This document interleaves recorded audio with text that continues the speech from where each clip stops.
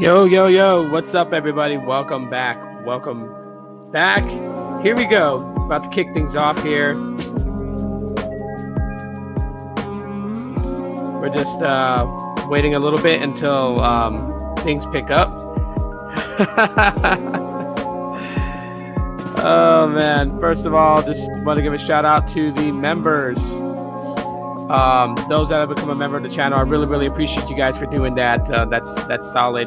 Y'all are doing me a solid, so I really appreciate that.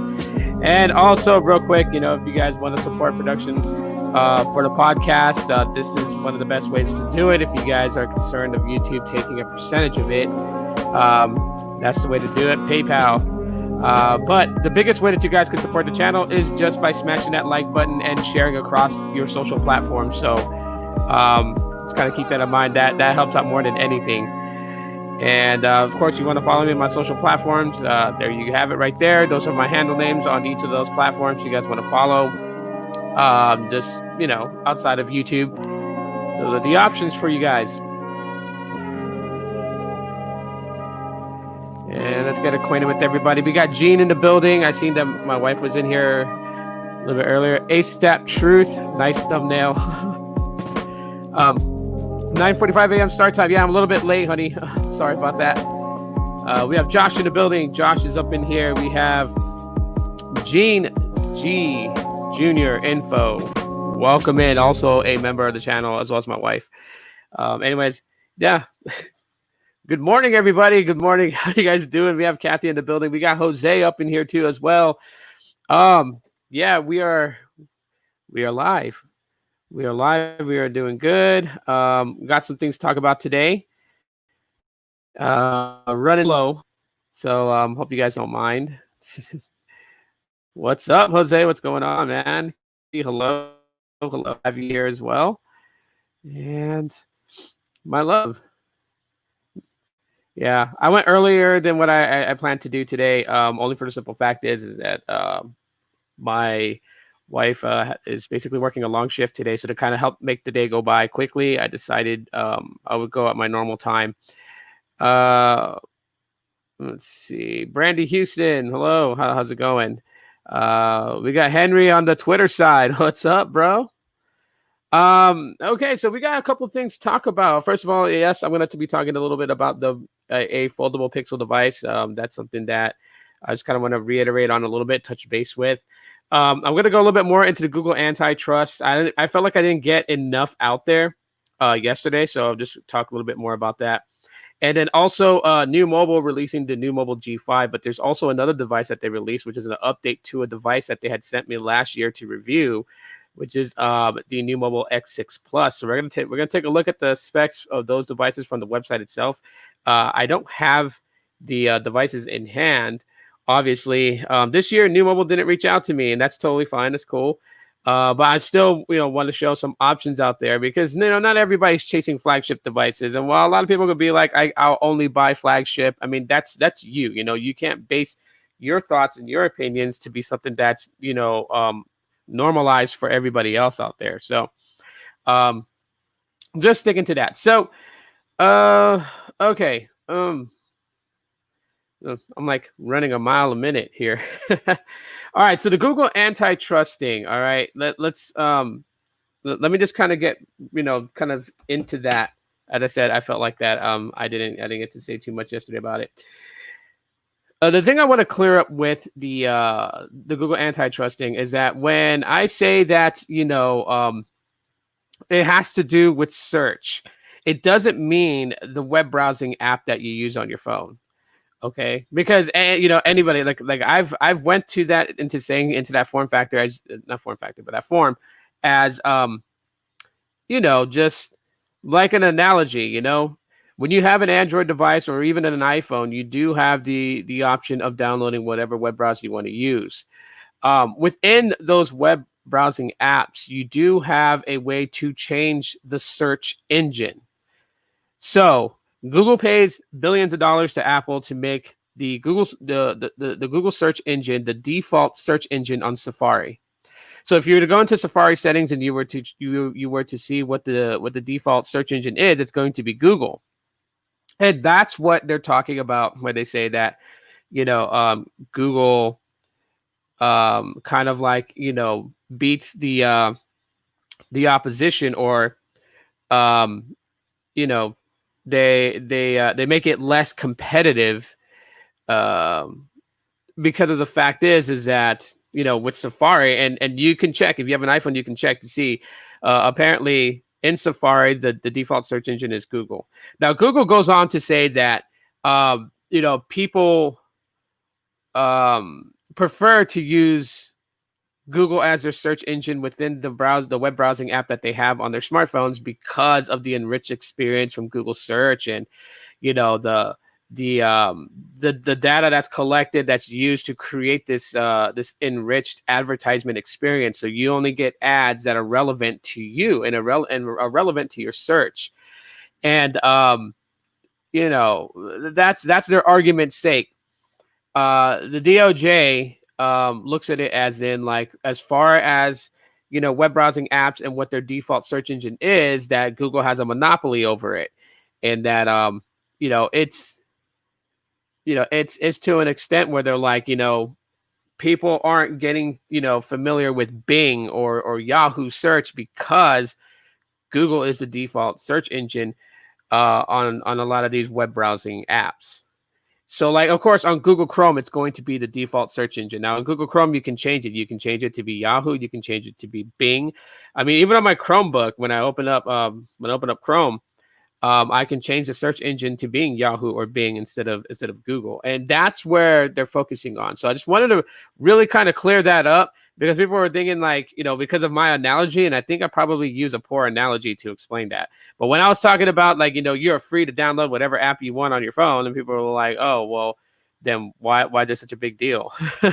It's such a big deal when you have the default search engine as Google. So you can download, Dolphin browser, you can download Mozilla Firefox, but it depends on what the default search engine is.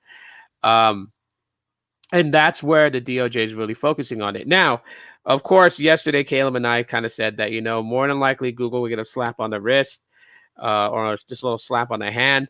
Now, people wanted to know, what's the extent that could be done by the DOJ if they decided to go through with it, and Google didn't, I mean, they are going through with the lawsuit, but Google decides not to appeal and just accept the punishment. What could happen is, and that thing is that the DOJ could actually split Google search and Google advertisement into two different entities that do not work in tandem. Because right now, Google advertisement and Google search, they work in tandem. And so this is how Google's able to create that rich experience where they tailor fit advertisement based on your search, and using AI coupled with data collected from you. Now, is it to say that other search engines like Bing and Yahoo do not collect people's data? No, they actually do. They all do. Okay, they all do, because they all want to create what they considered an enriched experience for them, to tailor fit to you. And because like Google has it, right? Like I say, if you searched up kitten calendars, you're gonna see advertisements for like some of the best companies that makes kitten calendars, and maybe you'll see like some other advertisement links to websites that sells like kitten keychains, and just like kitten apparel. And it's done because of the searches that you do. But then, since Google has collected the data that you search kitten calendars, the next time that you search anything that has to do with a cat, it's going to even bring in more information for you to kind of look at and be like, oh, okay, like, I mean, you see it all the time, right? When you go and you do a Google search, you'll see like the top 3 links, and then it has like a little tab within the search description, and it says like ad, or like just something that makes it exclusive compared to the rest of the search links that's within your search your search feed. And that is what the DOJ is focusing on, basically the search engine, which is the engine that drives the web browsing app and the web browsing experience. Ate some Fritos for breakfast. That is not breakfast, my love. And so, yeah, we're continuing down that path, and this is the same thing that I believe that happened in the EU. So first of all, I do have to switch up from what I was saying back then in that video when I was talking about it. I think Coffee Seven was the one that was like up against it, and I really didn't understand the position back then. I didn't think about it because it didn't come to mind. When I think search, when they use the term search, I'm thinking like web browsing app. I'm not thinking of the engine that's driving the web browsing app. And that's what I think was going on in the EU, and the reason why Google had lost their lawsuit. Of course, again, like Caleb and I said yesterday, the thing that's going to happen is that this is going to go to like a 12 to 18 month trial. Whatever the decision is, if the decision favors Google, then it's gonna be silent from there. If the ruling favors that Google's in hot water, and say like like they want to split up search and advertisement in Google, then we already know that Google's just going to appeal that because they got a great team of lawyers, and it's going to go on for years. I mean, if you look at the battle between Oracle and Google when it came to Android, that lasted a long time. That by the time that I think Oracle was going to be owed any money or anything like that, Google had already switched up its coding for Android, so it was no longer doing what Oracle had accused them of, copyright infringement on a certain specific code or something like that. So I mean, these things change drastically. They change drastically, and yeah. So that pretty much stems it off. What search engine do you guys use? Like, not your web browsing app, but because if you were to go into your web browsing app and go to settings and look at the search engine, you'll see which one you're using. Are you using Google? Do you use Bing? Do you use Yahoo Search? What is your favorite search engine?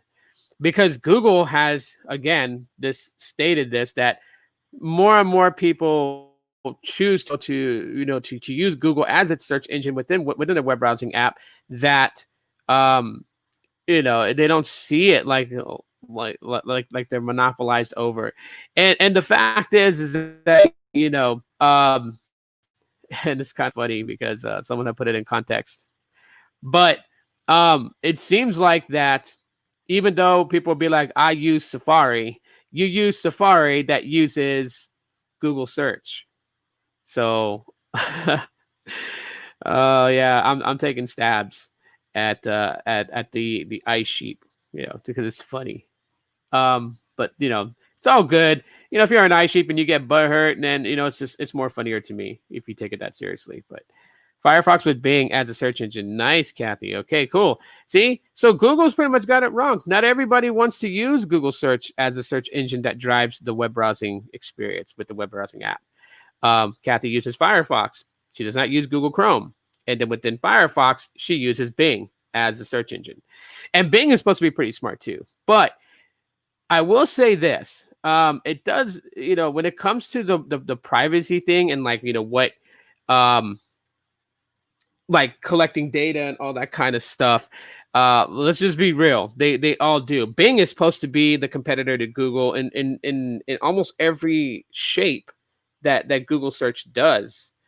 I mean, obviously, I don't know if Bing has the hum to search a song.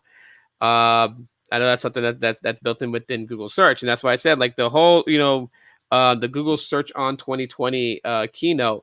That's where it talks about what they put in the engine that drives any web browsing app that uses Google as its default search engine. And that includes Safari. Now, I'd say this: if you didn't know that, you can go to settings and you can switch out and choose what search engine you want. And the search engine is what actually does the search, is what brings all the results for you. Bing's supposed to be smart too from Microsoft and whatnot. The reason that, and I also want to emphasize on this too, DuckDuckGo. Yes, that's right. DuckDuckGo is another search engine. Thanks, Henry, for bringing that up, man. Appreciate you. Let me highlight your comments so people can see. Excuse me. Anyways, the reason why this is a good thing that the DOJ decided to hit Google with the lawsuit, and you guys know that I like Google products, I like Google stuff. I'm a Google person. Um, but it is a good thing that the DOJ hit Google with this lawsuit. Okay, this would probably throw me out of the radars of Google now. But I'm gonna say it. Big tech companies have a way to sway minds. Okay. The other reason that the this lawsuit came to be is because Google search, and you guys get me on record saying this right now, Google search is biased to what goes on in the world today. They are biased, and they use the search to manipulate minds. Today, and I'm gonna say it on here, and I expect everyone as grown adults to not start acting like little kindergartners and start fighting, because I really don't care who you're voting for our next termed president. But there is a heightened state of lack of tolerance to either side. You have people who are going to be voting for Donald Trump. And oh my gosh, did I just glitch?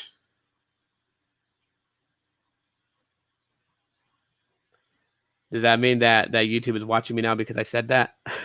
Or maybe Google's going to start messing with my live stream today just because I'm talking about this. But well, that's what good reporting is. The truth must be heard. Y'all smash the thumbs up. That's comment a thumbs up if I'm still live and the stream is still going smooth for you guys. Let me know if it's still going smooth, because I don't know. But anyways, so you have Donald Trump supporters, you have Joe Biden supporters. Okay. Now, I remember growing up when, in school, we used to do mock voting, and they would use the real candidates' names in the ballots. Ismael, what's up, man? Or Ishmael, however you want to be pronounced, man. I'd say Ismael. But anyways, oh, thanks, babe. Thanks, Kathy. But we used to do mock voting in elementary school. You know what I mean? And yeah, it was fun times for that. I'm sure for the adults, they were probably going through the same stress that we're going through now, but not to this extent. Today, like I said, technology can be great. It can be helpful to for all of us. Yet the powers that be take technology and they use it to cripple us. So let's say Google is a Trump supporter, then they would be biased to showing a lot of links to articles about Donald Trump, and probably articles that write a good piece about him, a glamorous piece to up him to look a certain way. I never did mock voting in school. Really? That's interesting. Just went out and came back. Okay, Gene. And that's not fair. That's not fair. You're losing me? Everyone let me know. Is the stream killing off? Please let me know, because Gene says that that it's glitching. I am smooth now. Because I know for a second, what to explain to you guys how I catch these things. On my screen, my viewfinder in StreamYard, it went completely black and it had a buffer signal. And so that's how I knew I glitched out. So I want to know if it's like glitching bad like it did the other day, where hardly anyone could understand me. It went black, then it came back. Okay. Well, because I know for me, I feel like that with StreamYard, there's about a few seconds delay.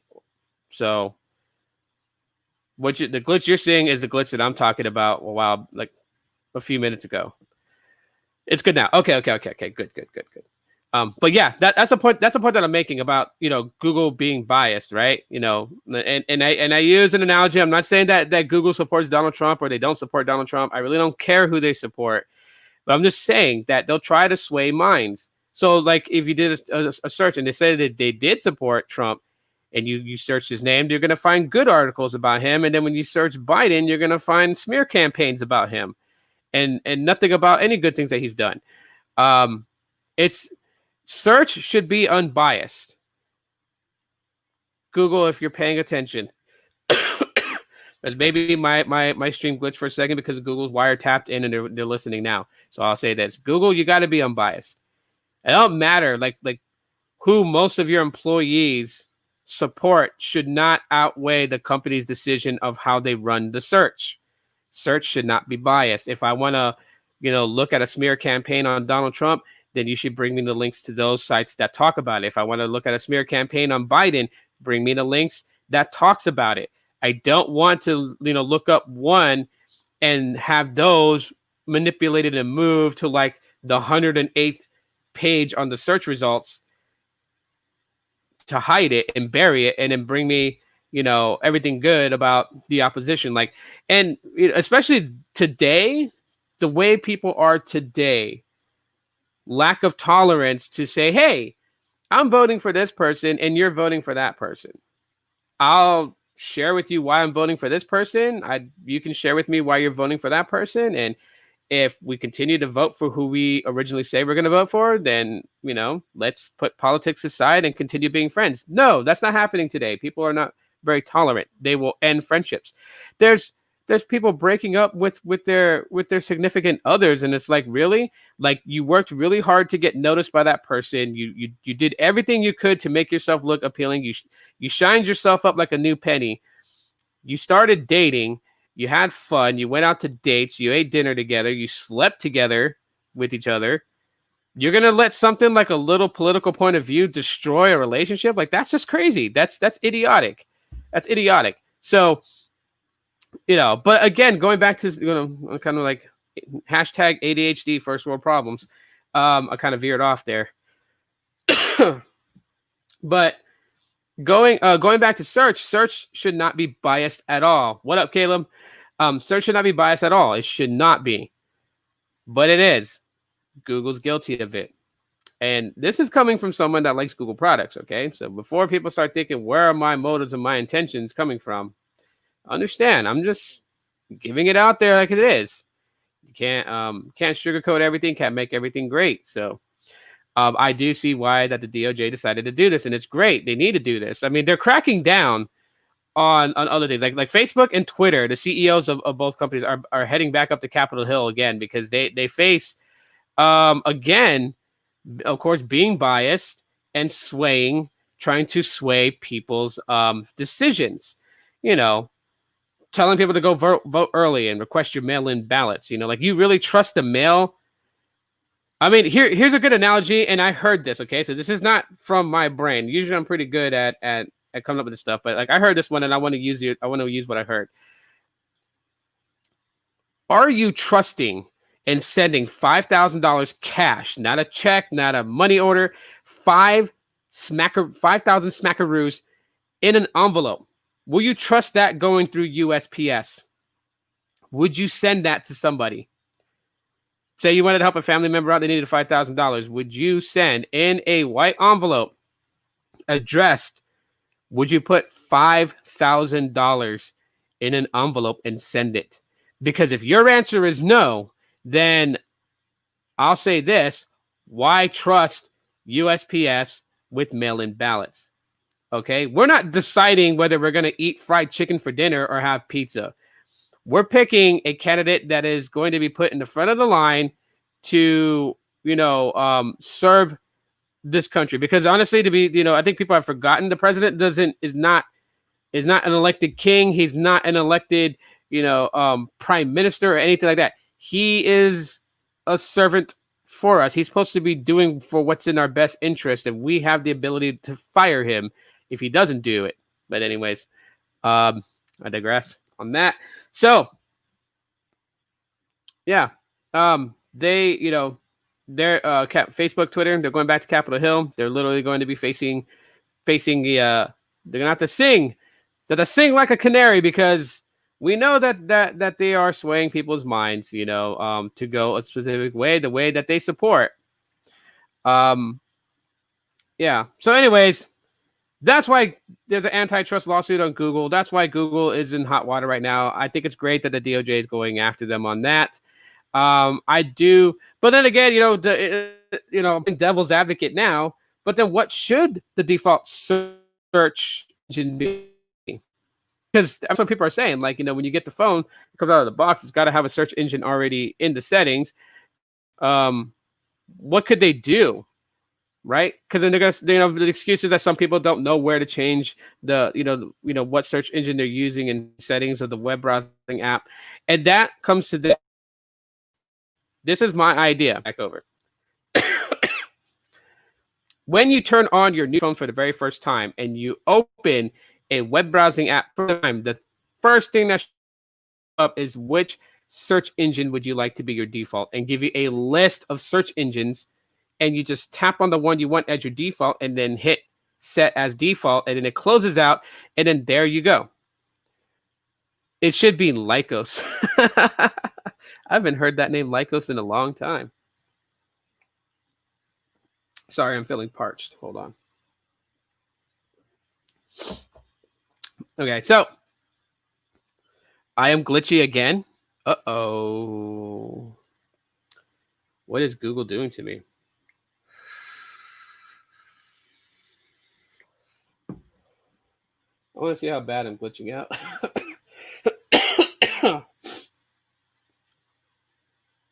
I got this horrible cough that just comes and goes. All right, let me see.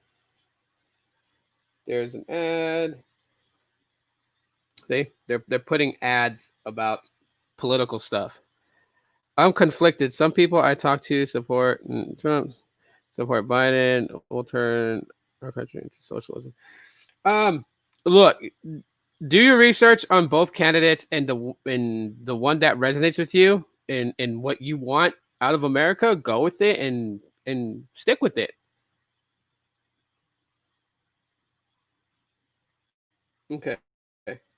It looks like it's smooth now. Is it super glitchy again, or is it smooth?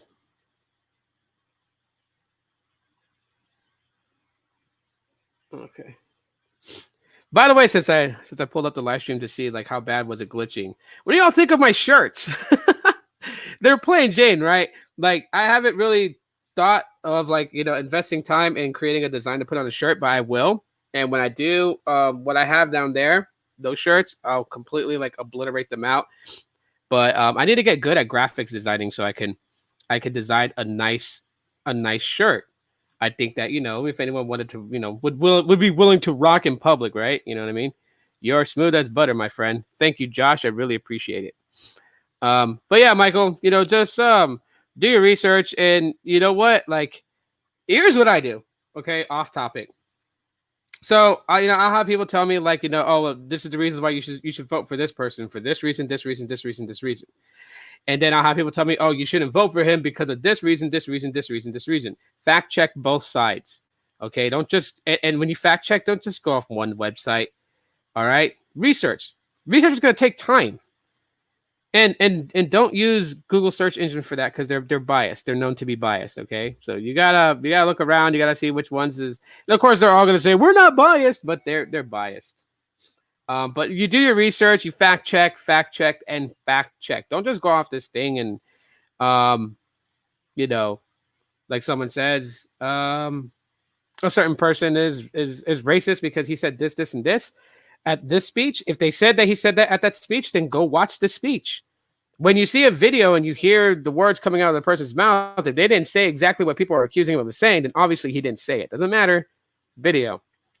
But yeah, but go with the one that you resonate with, and yeah, it is what it is. Whoever wins, right? We have the control of who we want in office to an extent. Some people disagree and say we never had control.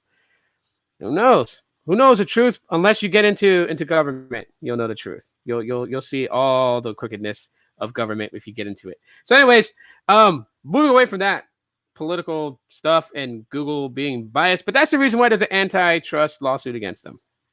Hopefully I was able to explain that well.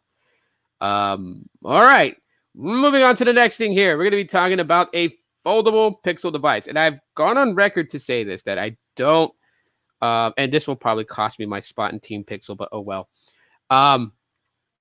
I don't have faith in Google in creating a foldable device for the Pixel. Not right now, at least. Not right now. Okay. I'll explain why. in the past iterations of Google Pixel devices. Not counting the A series, like the Pixel 3a, the Pixel 4a, they're not included in this batch here, just the main flagship ones. Google hasn't really done very well when it comes to building a smartphone, right? You look at the first design, okay, of the Pixel, the original Pixel 1, the Pixel 1 and 1 XL. There is a flaw with this design right here. And, I'm not going to make you guys do a Where's Waldo search, but it's the camera. It's the camera placed under this sheet of glass, this top glass here. Because the rest of the body is metal, but that top area is glass. Now, I know that they wanted to make a phone that kind of stood out. I guess they're kind of right about it. Like I said, I told you guys the Subway story. The guy was like really impressed with the Pixel 1. And he liked the design of it. And I say, there's a flaw, and it's this sheet of glass. Now, why I say it's a flaw, it was a flaw, and yes, Google kind of corrected the issue. This is where they really showed to the world that their AI can correct imperfections in photography. Because with that sheet of glass, when you were to take a photo, especially outside, the glass reflects light. And so the light would actually hit that sheet of glass, and it would cause streaking through photos when you snap the photo because the camera's right underneath that glass. So what they did to correct that issue was they made the software smart enough to recognize these light streaks that were being caught in the photo shots because of the sheet of glass covering the camera sensor, that it was able to remove that and maintain the actual background of what you were shooting. Okay.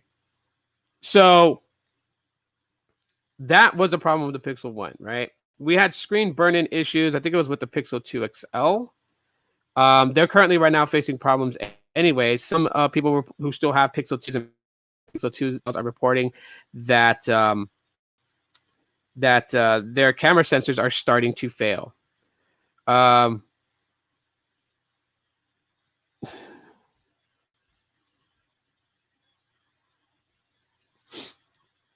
Really? I do support Biden because Trump has spent nearly 4 years in social media making statements that construct hate. He does not know how to talk to people. Some would say that, Michael. Some would say that he's just not, he's just not one of those people that's gonna softly speak all the time. And two, and here's another on that too. Okay, we're a very sensitive society now. I'm gonna be honest. Everybody's sensitive about any little thing. Any little thing triggers people nowadays. So, yeah, I don't know, but hey, that's great. Make sure you go out and vote, bro. Vote, and then because that's the thing too. That's another thing, real quick, right? If you don't vote, you don't have a right to complain.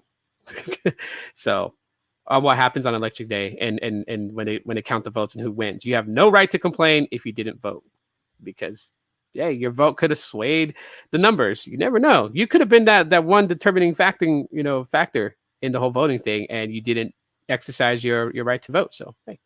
Anyways, enough, Michael. Really, get off of it, because I'm not trying to host a intergalactic kegger here. But yeah, so going back to the Pixels. So, Google Pixels, the 2 and 2 XL are facing issues with the rear camera sensor just completely failing. Just like when you go to the rear camera sensor, it's like a black screen. That's all they get, right?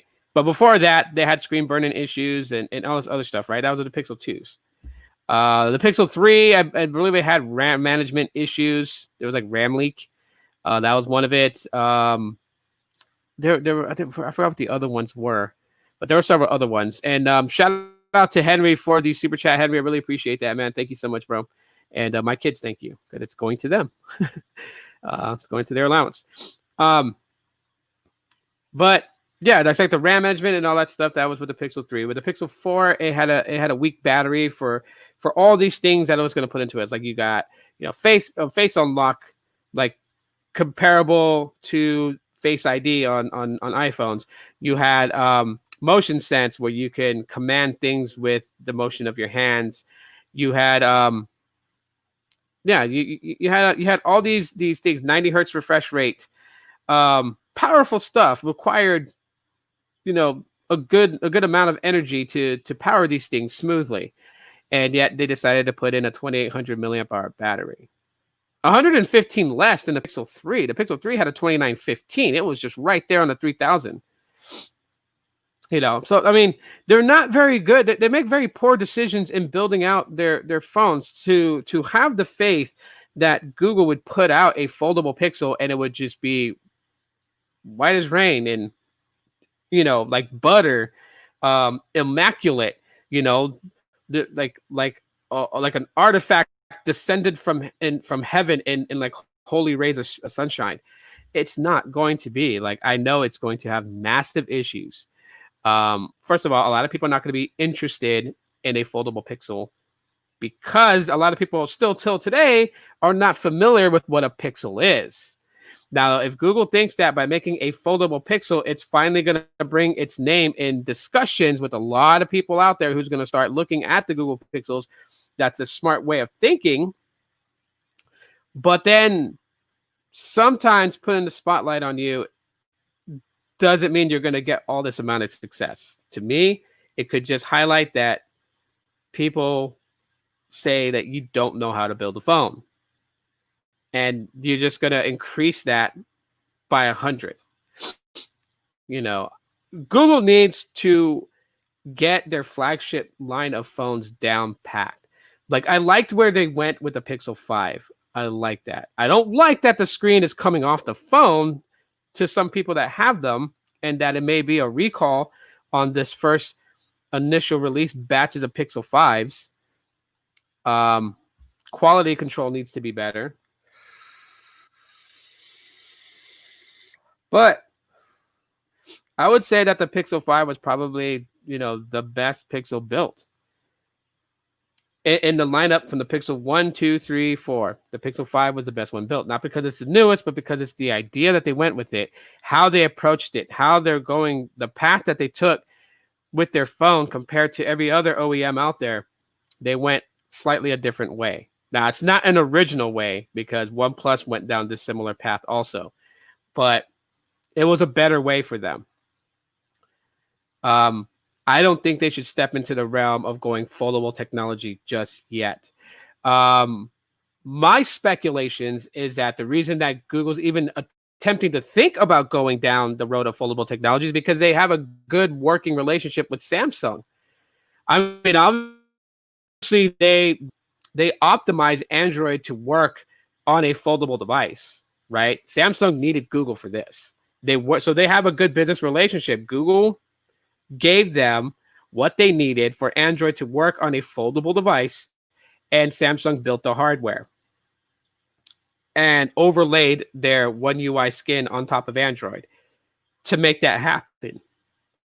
And the same with ZTE and the Axon M, the same with Kyocera and the Echo, the same with Huawei and their foldable phone, which like it was a tablet that folded. You had like the screen just wrapped around the outside rather than the inside.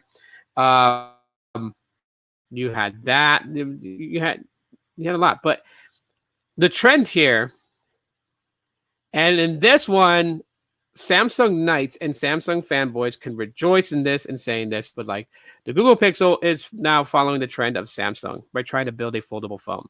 But they're not the only ones. Apple is following that trend too. Yes, Apple is looking into a foldable iPhone in the works. Of course, that'll probably take years for Apple to do, not because they don't have the resources to do it, but it's going to take them years because they're going to wait to see if it is successful. If it is successful, then they're going to come out with theirs, and their excuse to the world is going to be that everybody was foldable technology to get it right. And so we took 5 years that foldable technology became a thing, and we spent the 5 years trying to get it perfect. And so we did it best, and now here it is, the iPhone Fold, or whatever they're going to call it. Jose, thanks for the super chat. I would love to see a Pixel Fold with a clean, buttery, smooth experience. Yes, I would love to see that too. I just don't have faith that they'll be able to execute. That's the thing. And I like Google and I like the Pixels. I would hate for them to do something like this and then it just totally flop on them afterwards. It would totally suck. You know, there's a saying that says, better to have people think you're stupid than to open your mouth and prove them right. And it kind of falls with that, you know. Um, a lot of people feel like that Google would never be able to master the execution of building a solid built phone. A lot of people assume that about Google. I wouldn't want them to build a Pixel Fold to prove them right. Okay, wait a little bit until your Pixel development team can find the balance that they need to build a decent smartphone. I say decent because I don't think every Pixel has to be flagship standards. I'm not like the rest of the people out there. I don't care what their opinions are of me. So those that have, try to push that type of thinking onto me, understand I beat to my own drum. You're not changing my mind. I don't feel like that, every phone has to be flagship. I could care less if it doesn't have the latest Snapdragon processor in it, right? Like when everyone crapped on the LG G6 because it had a last year's model Snapdragon, everyone crapped on it periodically all the time because it didn't have the latest one, and everyone's like, but they could have put the newest one in. They could have done this, but you know what? We don't build smartphones for a living, so we can only speculate as to why or why not. But we're not in the trenches. It's not our money that we're playing with when it comes to these phones. So of course we can say they could have put a Snapdragon 865 Plus in there. They could have done this. They could have put this modem in there. They could have put an X55 modem in there. You know what? It's easy for us to speak quickly about what they should have done because it's not our money invested. We're not putting up the money to build these phones. Now, and I promise you guys this, I'm willing to bet you guys $1 million. Anyone who wants to take me up on this bet, anyone who runs their mouth talking about they should have done this, that, and the third, if they had to put their own money up to build that particular phone, let's use a Pixel 5 since everyone likes to, not everyone, but people are crapping on it for not having X55 or X60 modem for 5G connectivity. If any one of those people who opens their mouth so quickly to just say, had the money and put the money up, I guarantee you when the designer team came to that person and said, hey, I know your price point is $699. If we put the X60 modem in here, we're gonna have to raise the price to like $800. But if we decide to go with the X52 modem within the phone, we can keep it at the $699 price.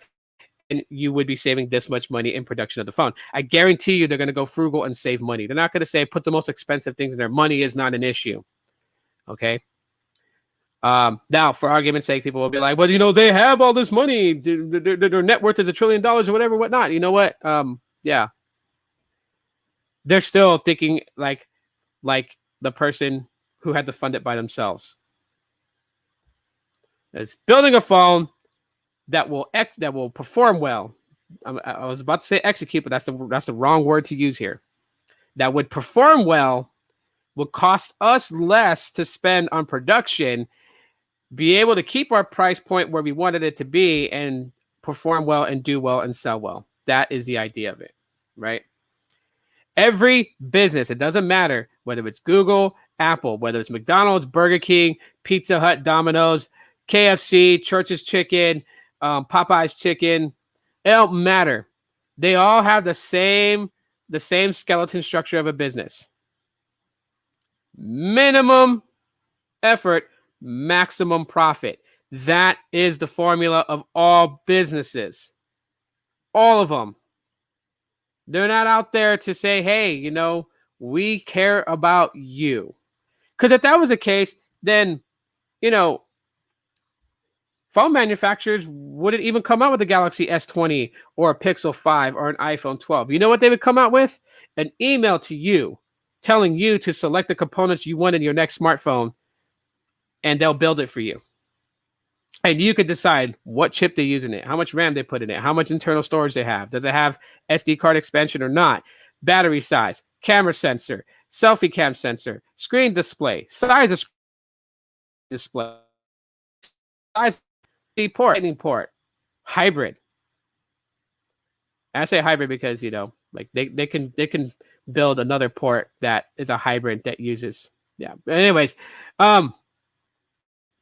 wireless charging, water resistance, all that other stuff. You would be the one to select what you want out of a phone, and then it would build it personalized for you. But they don't. Here's the iPhone 12. Take it or leave it. This is what we put into it. Take it or leave it. This is the Pixel 5. Take it or leave it. This is what we put into it. So take it or leave it. Okay? Minimum effort, maximum dollars. And everyone that thinks that, well, Apple's not like that. They tune everything into precision. If you guys really eat out of the pamphlet of Apple, get a grip. Okay? I'm ranting right now. I just opened up Pandora's box. But get a grip. Just because they say in the advertisement or they say at the keynote, this is what we did. And I'm going to mock it in a Johnny Ives way. We've just engineered probably one of the best smartphones ever released. I'm choppy again? Really?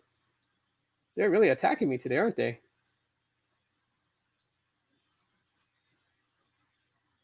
Hang on. I am choppy again.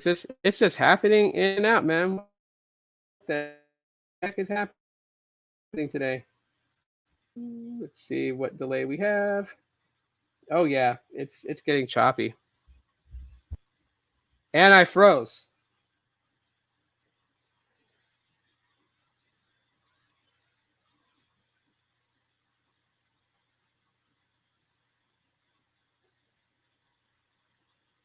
All right, I think it should be better now. Let me know if the stream got better right now. What we gotta do is make it through 15 more minutes or so.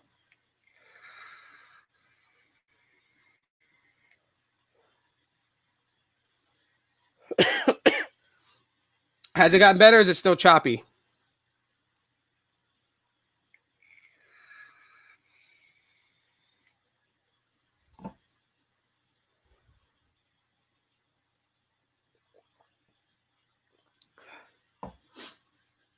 I see the numbers are dropping, so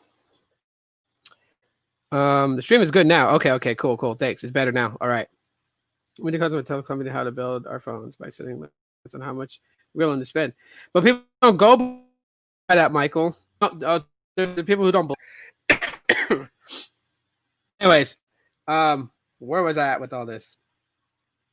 I know I was doing a rant about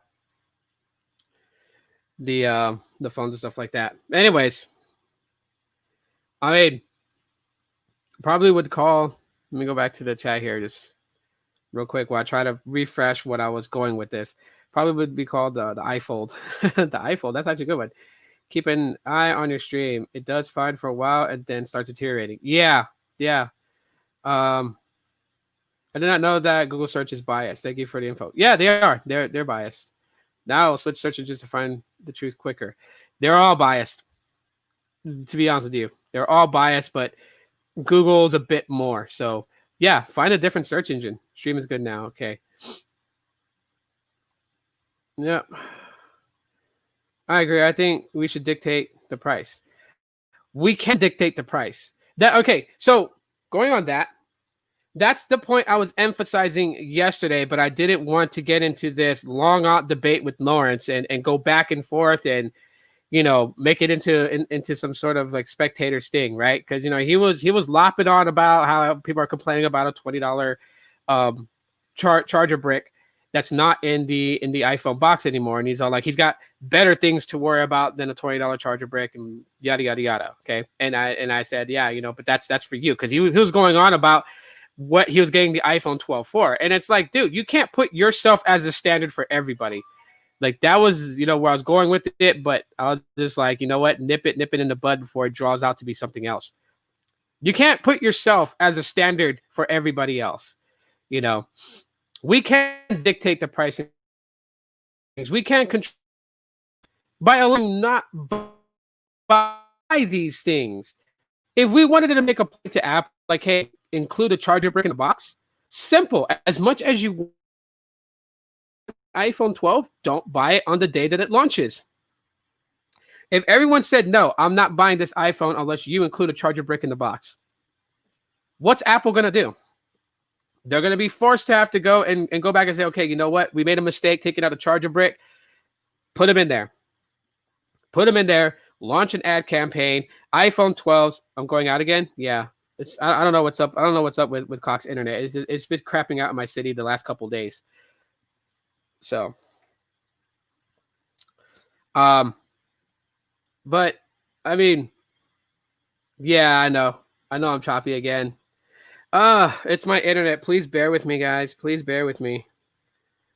I'll type this in the chat so everyone won't miss this.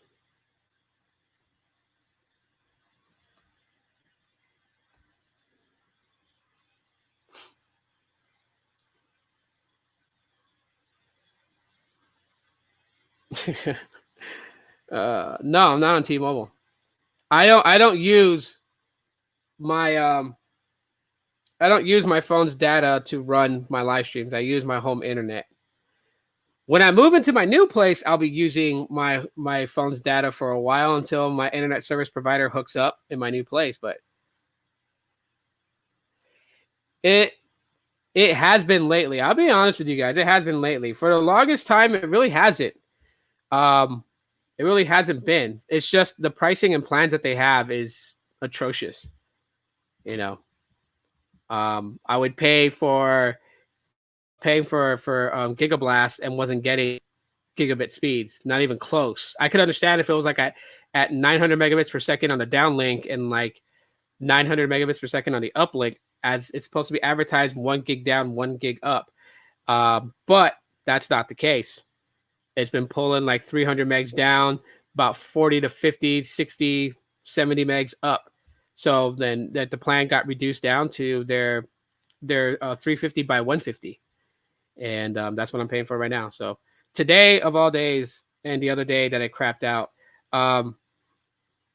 Yeah, just bear with me, guys. If it starts to glitch, just let me know so I can pause what I'm saying to kind of let that clear up and go back in.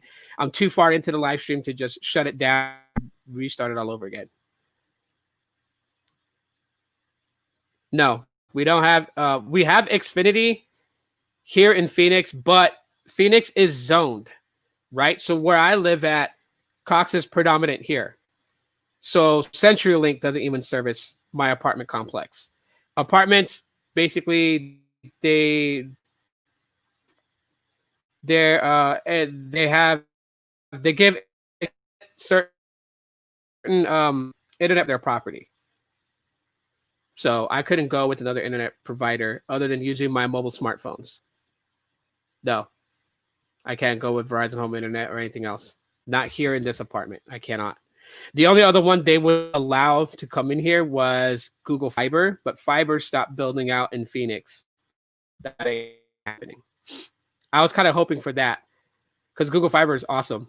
I mean, if you wanted free internet, all you had to do was pay the installation fee. And if you chose the free plan on Google Fiber, it's like 7 megabits per second down and like I think 7 up, which is like really, really, really super minimum. But it's free internet. You can do a search. You could search. You could watch YouTube in like very low res videos without buffering. But if you wanted faster speeds, then you would pay for those faster speeds. Their data plans they had. But anyways. So yeah, that's where I was going with it yesterday with the pricing and like that, with the charger brick and whatnot. Is that if nobody bought the iPhone 12 on launch date and basically voted with their dollars on it, saying I'm not buying your iPhone until you put a charger brick in there, or at least just put one in there. Forget the at least thing. Just put one in there. They would. I seriously bet you $1 million they would go back and say, okay, they're not buying it. Put a charger brick in there. Put an ad say now includes charger brick, and we'll never make this mistake again. No, it's just like the Pixel 5 because the screen's raising up on it. If everyone was like not buying the Pixel 5 It would make Google have to go in there and enforce stronger quality control. I had to bring up the Pixels because I already know some people, they're going to look at the fact that I'm talking about Apple and the charging brick, and they're going to think that he's an Apple hater and straight out like that. No, I'm saying that we've always had the power to control what these OEMs do. We have the power. We just don't have to buy their product to show that we aren't biting the crap they're feeding us. But there are people who are just like, I'll go with it. It's okay, or they'll make up their stuff. It's only a $20 brick. I don't care. Okay, you don't care, but other people care. Yeah, you'd be like, oh well, people have charger bricks. It's Type C to Lightning. Most charging bricks are still using USB Type A, so then that means that they still have to go out and buy a charger brick. And like, if you get a third-party one from like Aki or somebody else, it's not going to be no measly $20. I'll say that much.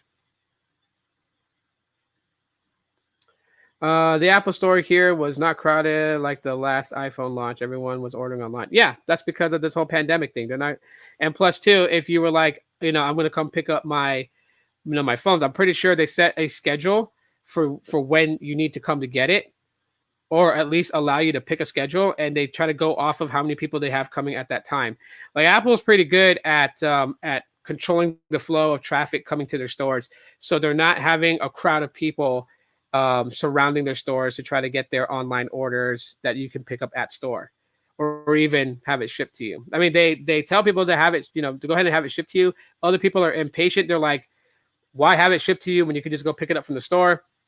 Well, they're trying to minimize how many people they have surrounding their doors of the store. So, I mean, for that, a lot of people, panic over this whole, this whole thing and whatnot. And so they're just trying to minimize that. But yeah, it's the same thing too with phones and their prices. If like, a lot of people are like, hey, the Pixel 5 is way too high, we're not biting. If nobody bought the Pixel 5 at launch, do you think Google is just going to sit there and say, oh okay, yeah, Michael, bye for now, need to pick up my prescriptions. All right, bro, go do what you got to do, bro. Take it easy, man. Glad you were here, glad you were able to join us. But yeah, we've always been able to vote with our dollars. We just whether we're too lazy to do it, or we just don't do it. We don't think it's important, or like, we don't think that our vote counts. But it's not a voting process like you're electing someone to Senate, or you're electing someone to Congress. This is totally different.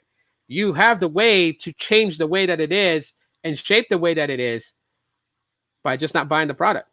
If there's no money coming into the business, they have to change. They have to, because they don't want to go bankrupt. They don't want to shut down. They don't want to sell out to a competitor. They want to remain in business to make money. So, yeah, it's like when phones started reaching $1,000, everyone complains about it. It's $1,000. Even I complain that it's $1,000. But I've exercised my voting right. If it's $1,000 phone, I don't buy it. I don't buy it. My money doesn't go into them, but people still tend to do so. And we have different class. There are people who are living very well off, stress-free, because they have enough money to handle anything that comes their way, that they can live a very relaxed life.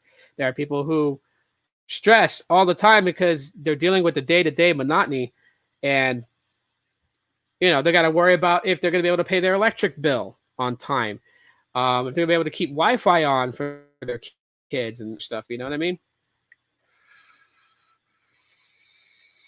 But if I'm going to call it like it is. If you get offended, then go have a milk and cookie and sit down in the corner, because this, by no means do I intend this to be attacking in any way. I'm just spitting out truth.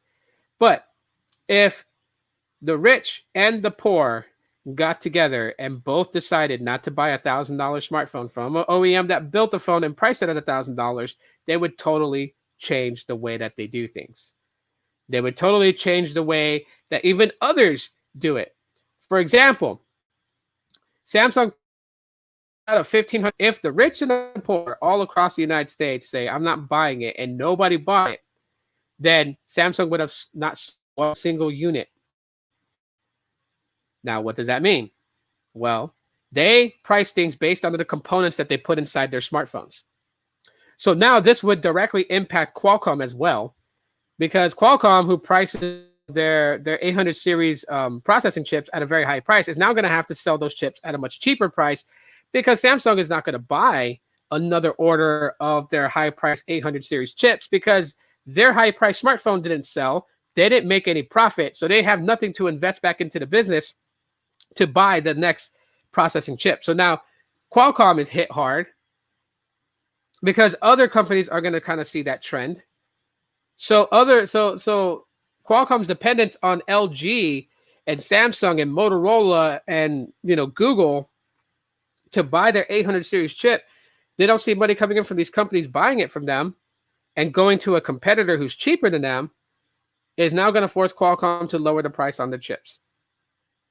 It's going to force Sony to lower the price on their camera sensors.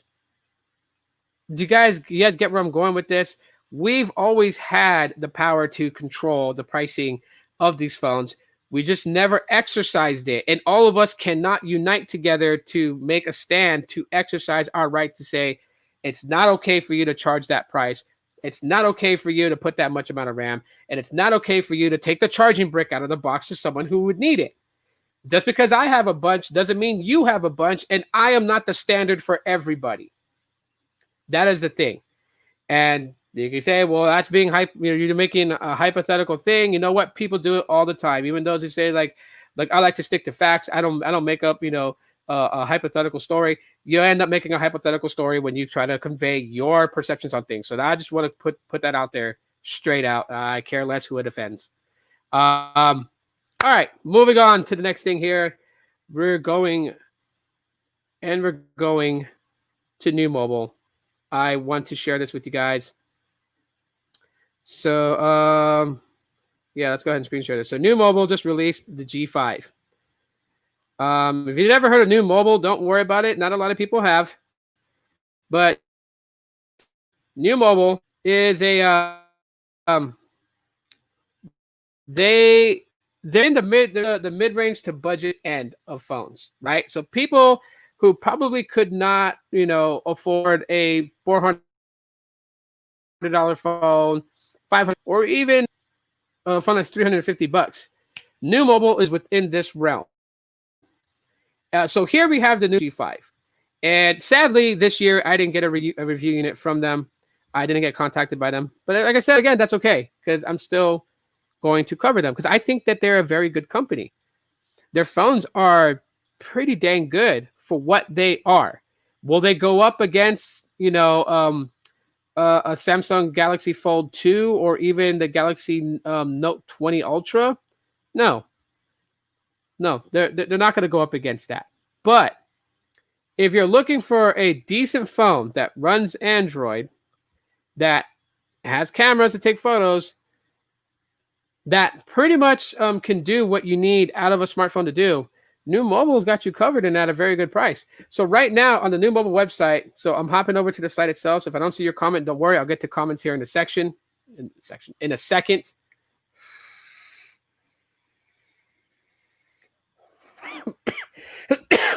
Gosh, this cough is bad. Okay, so the phone retails for $199.99, but it's on sale right now for $159.99. Right there on the screen, that's what the phone looks like. And they have this thing, take your best shot. So it looks like that they're focusing on cameras. And you can see they have a camera module to Samsung devices. It's that rectangular module on the back. Got a biometric fingerprint sensor back there as well. More screen and less of a phone. So about 81. So they're going with an 87% screen to body ratio. So you have 87%. The G5 punch hole camera. Now, what's weird about this image is that I don't see. Okay, there it is. It's right down there by the tree. If you guys don't see the camera, it's because they chose a photo that has trees that hides the camera sensor. If you guys can see my mouse there, it's circling around the selfie cam. So they did a punch hole design. They chose to go with that. It says impressive display. Since the high resolution 60 megapixel punch hole front camera hides in the corner of your screen, you'll have a screen for making your greatest selfies yet. You see how small of a diameter that? I wonder how good that camera sensor is really going to be. It's really small. Um, but there you have it, a 6.55-inch notchless HD plus screen. That's 1600 by 720. I guess that's the resolution of it. So yeah. Here's some more of the phone itself. It's got an ultra wide camera in there, along I guess with the regular camera sensor. So I think on the top you have a camera sensor. You have a flash next to that. In the middle, it looks like that those are another type of sensor, or those are like actual camera sensor. But I know at the very bottom, next to the word inscribed ultra wide angle camera, that's another camera sensor right there. I don't, and judging from the photo, I don't see why they would have this blue reflection on the two middle ones if the top and the bottom camera don't have that type of reflection from the photo that was taken of the phone. So I'm thinking those two are sensors to a different degree. I don't know what their sensors are for, but we'll see. AI to make your phone shine. G5's AI-powered camera, you get the most out of your photos by intelligently scanning your subject and tweaking the settings for the best match. Your photos have never looked this good. So it looks like they're just going with Google's camera, and obviously using Google's software, because the Pixel 5 this year doesn't have a dedicated processing chip to process images. It's using totally reliant on AI. So we have that. Wide-angle photos. This is for those times when there's just too much for a regular camera to capture. With the G5's wide-angle camera, you'll always be getting the big picture. And it's got 119% field range, which is bigger than the Pixel 5. The Pixel 5 has 107-degree field of view. This one has 119. Not bad. Not bad at all. Whoa, why choose a horse? Up close and personal. Get even closer than before. The G5 lets you take photos that give you so much detail. You might almost think you were using a microscope. So what, did it have a telephoto lens too as well? All right, so let's see. Okay, so those... The G5 packs quite a few more tricks beyond its main cameras. You can make animated GIF stickers, apply amazing photo filters, do some airbrushing on your favorite selfie, take some awe-inspiring slow motion or time-lapse videos, or even scan the barcode of that thing you wanted to learn more about. The G5 does it all. So yeah, animated GIFs support, creative filters, glamorizing for beauty mode, slow motion, time-lapse, QR, and bar scanner. Huh, interesting. Power under the hood. When you get the G5, you're getting more than just an expensive screen, an amazing camera. You're also getting muscle from MediaTek's premium Helio series. This is a MediaTek chip. MediaTek doesn't do the best job, in my opinion. You're also getting 4 gigabytes of RAM and 64 gigs of onboard storage to start out with. So it's so it's a Helio A25. All day long, 5,000 milliamp hour battery all day long. 20 hours of video, 17 hours of web browsing, 33 hours of talk, and 124 hours of standby. That depends on the user. The home for all your memories. 5 Google Photos is the home for all. Yeah, so they're using Google Photos. That's the reason why they can talk about all the cameras and stuff like that. Anyway, so here you go. Basically, a 6.55-inch notchless HD plus display, 4 gigs of RAM, 64 gigs of internal storage, multi-lens photography. I guess there are 4 lenses in there because it's showing 4. Who knows? By the way, if you guys really want to see like a more detailed and see the phone in a person's hands, check out RJ's video. So CV Tech, check out his channel. He got the G5. He unboxed it. 4G LTE, so no 5G compatibility. Ultra capacity, 5,000 milliamp hour battery. Android Enterprise ready, fingerprint ID, so biometric reading is fingerprint scanner, and then Android 10 out of the box, so not Android 11. Here you go for what's inside the new mobile G5. So get the same thing again. So the rear cameras have the 16 megapixel, 8 megapixel, 2 megapixel. Oh yeah, so there is 4 camera sensors. I guess the 2 in the middle is I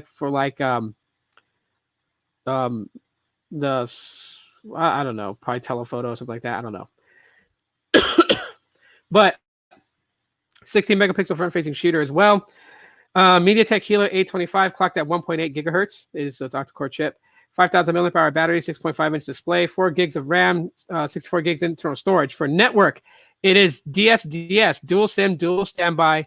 On the 4G, it connects to bands 1, 2, 3, 4, 5, 7, 8, 12, 13, 17, 28 AB. Wow. I don't see band 66 or band 71. For 3G, 850, 900, 1700, 1900, 2100. And then for 2G, 850, 900, 1800, and 1900. Wi-Fi connectivity is 802.11 with A, B, N, and AC at 2, 4, and 5 gigahertz connection. So you can add it, yeah. So check your Wi-Fi router, just, Bluetooth 5.0 is VoLTE and VO, so basically voice over LTE and voice over Wi-Fi. USB Type-C, you get a USB on-the-go connection in the box because it's has that 3.5 millimeter headphone jack.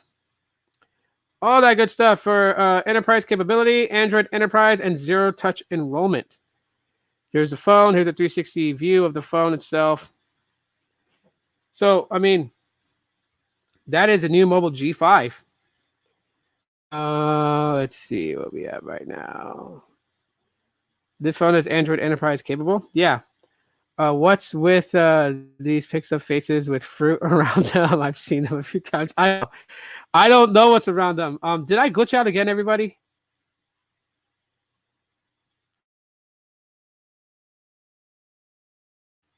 But like, I'm interested in something right now because the LTE connectivity is completely different. Hold on.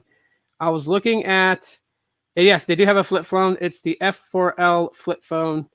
But then there's the X6 Plus. And the reason why I'm looking at the X6 Plus right now, which retails $149.99, I have the smaller version of this. So the one that New Mobile sent me to review is the New Mobile X6. After I reviewed it, I gave the phone to my daughter. She's using it today. She loves the phone.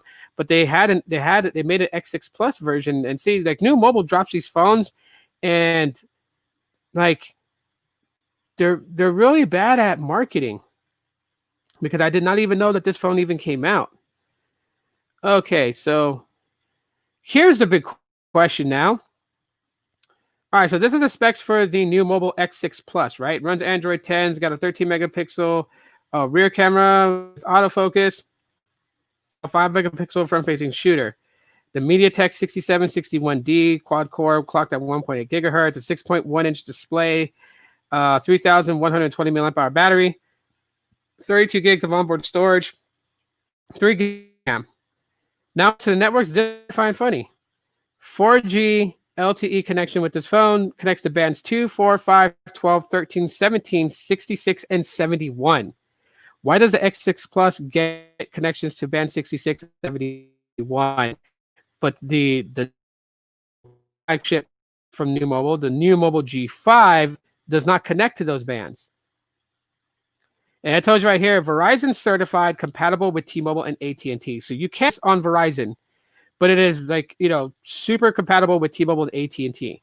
So I don't know. I guess Verizon has to whitelist this phone if you're going to use it on Verizon. Maybe there's some things that you would get connecting to Verizon that you would not get if you actually bought a Verizon phone.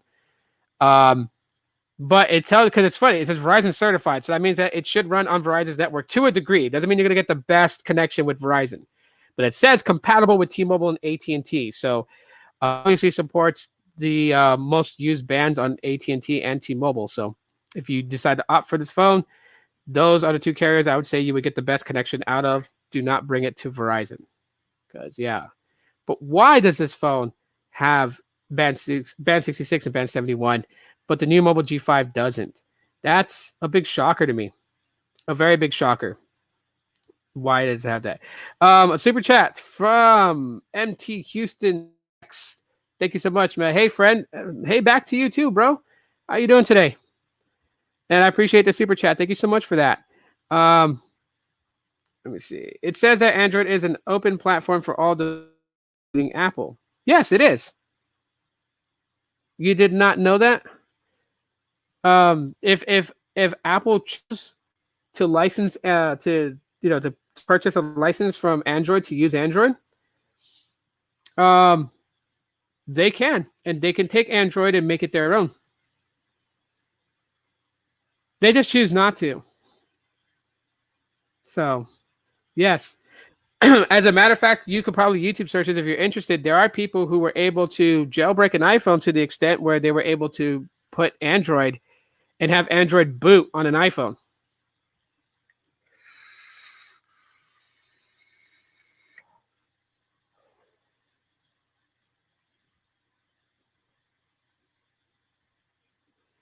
Some say they have a new G5, and probably people would think they have the LG G5. A very good point.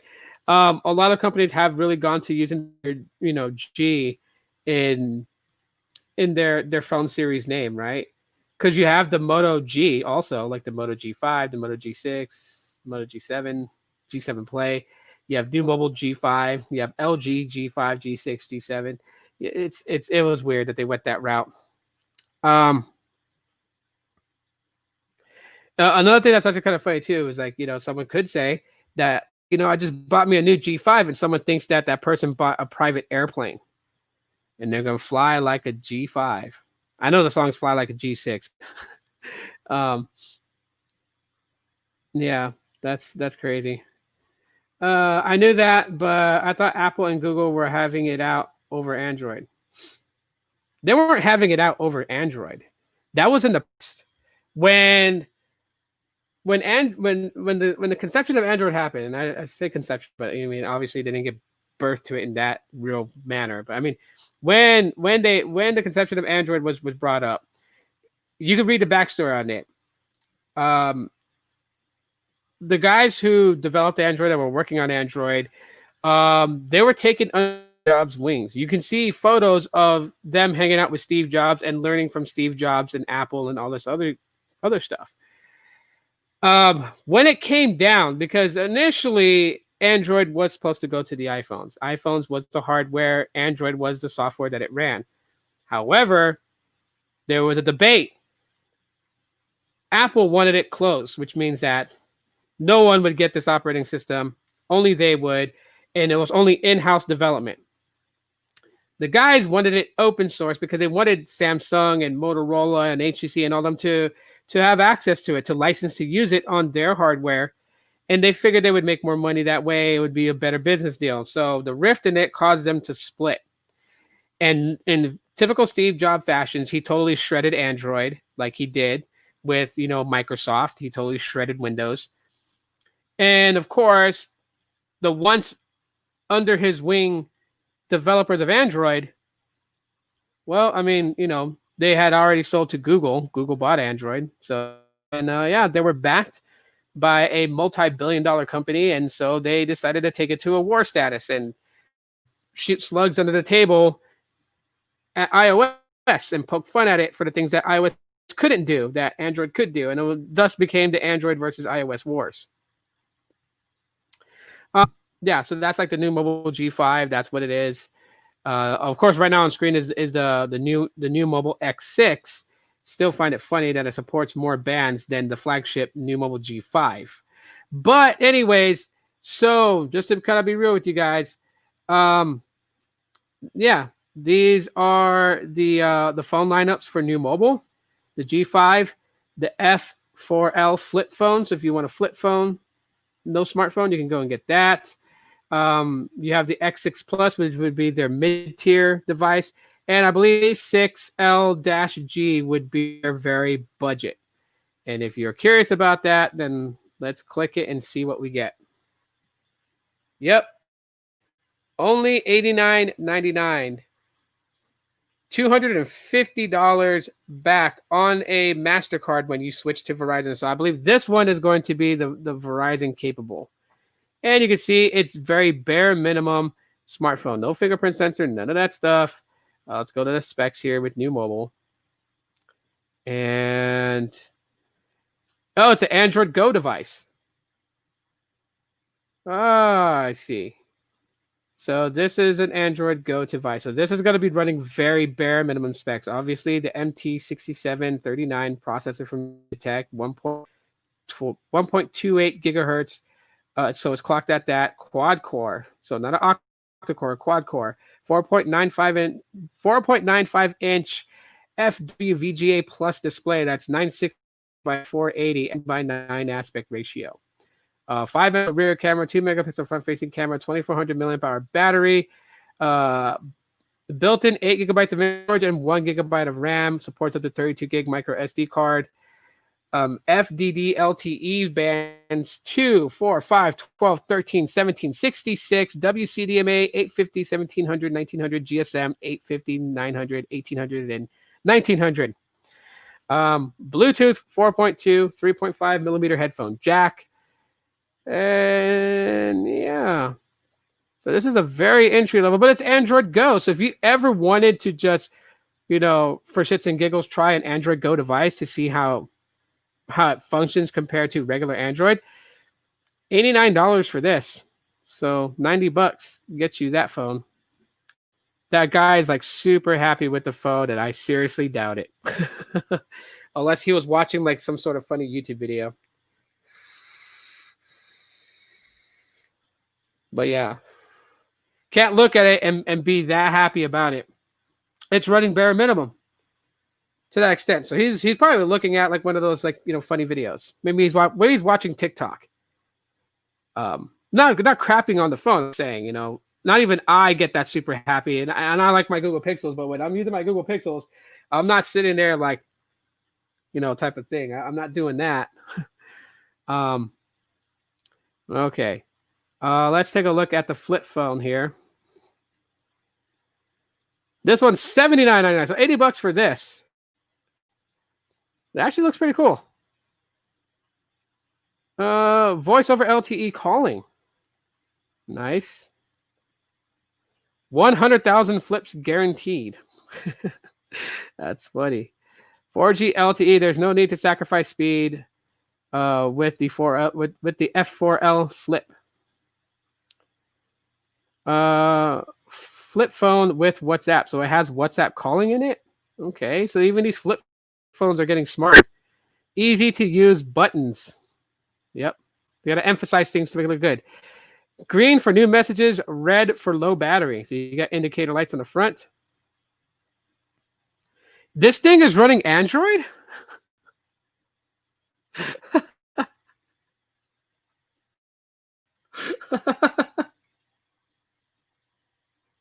Oh, man. You know what? I might try to get me this.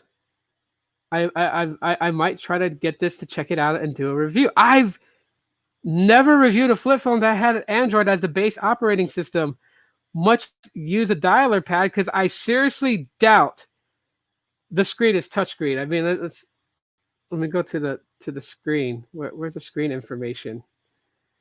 Android, but it doesn't tell you what version of Android, so probably, who knows, maybe a very old one. It's got a quad-core processing chip, the MT6731 from MediaTek. 2 megapixel rear camera, a 0.3 megapixel front-facing camera, so not the best.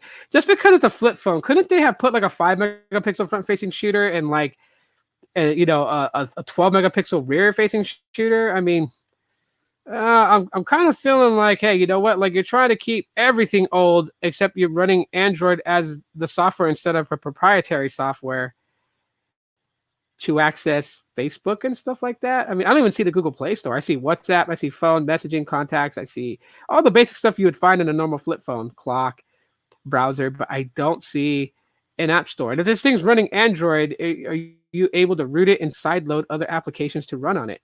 There's the other thing. But anyways, yeah, so that's that. What are your guys' thoughts? You personally think the Android Go devices need to literally go? So, can I ask you this question, RJ? If you think the Android Go devices should go, how would you run Android 11 on a phone that's built, manufactured to have 8 gigs to 16 gigs of onboard storage and 1 GB of RAM. How would you think that Android 11 could run smoothly on something with that type of specs? Because again, here in the US, Android Go probably wouldn't be beneficial unless you're giving it to like a 6-year-old that's gonna barely really understand the whole usage of a phone. And yes, while people disagree and say that no 6-year-old should have a smartphone, there are people that put smartphones in the hands of their kids. We can't control every parent out there. It's hard to just explain typing out. Okay, well, I'll bring you on and you can explain. But also, RJ, understand my stream has been crapping out today too. So, but there it is. Post it in there. Post it in the chat if you want to come on. And let me close this out for right now. Shout out to the 5 people that still left. I noticed the views dropped the moment I brought up new mobile. Are people not interested in a new mobile? And if so, why not?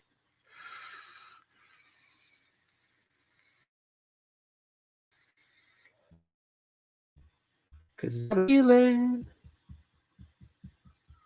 that tonight. Well, I don't even. Yeah, I can't sing.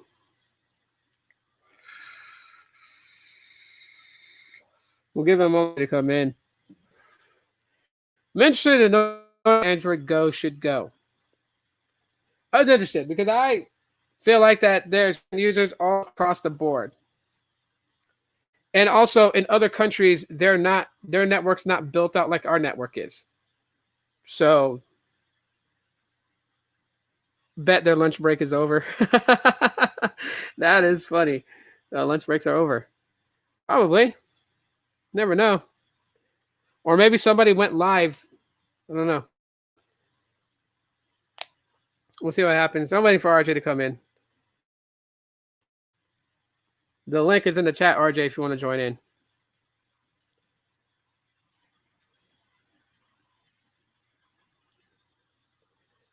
But yeah, I mean, that's like here in the United States, I don't really see a need for Android Go to be here. In much developed countries like Japan, that's got, their networks pretty much developed. Korea, it's pretty much built out and good. In the UK as well, I don't see a need for it to be there. But places like, India, certain markets of India, certain areas of Africa, I feel like the Android Go is good for those areas because, an underpowered device that's optimized to run like a powerful device and not be held back with such things as hardware limitations and network limitations makes the experience good. You know what I mean? If somebody from, say, Uganda came to America and they had an Android Go smartphone and it was lickety split, it was fast, all that good stuff. And they came to our country for vacation, and it was comparable to a budget to mid-range device here, then it's a good thing. They're not going to feel like that they got cheaped out, even if it was well optimized to even contend against like a higher mid-ranger. They wouldn't feel like they got cheaped out. They wouldn't feel like that they got junk. You know what I mean? Of course, it's not going to compete against an iPhone, a Samsung Galaxy S series phone of that year, even the yesteryear or the years. As far as like the performance, it won't be on par as that, but it will still deliver a good experience, and that's the whole point of Android Go. So, but I'm gonna hear RJ. I want to hear him out to see why he says that they should get rid of Android Go.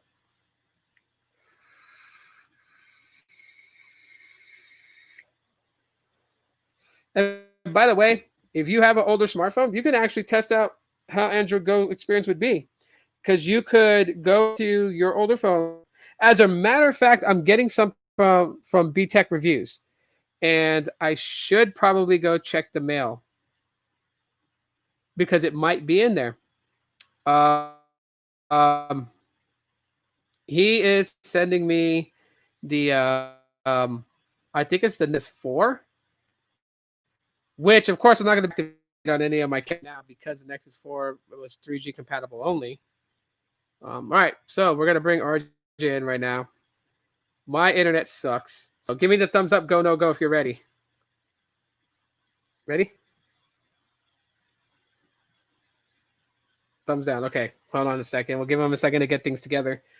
But yeah, I'm getting the Nexus 4. I'm super excited for that, and of course, I'm definitely going to be showing that to you guys. If it comes in today, I will show it to you guys tomorrow on the live.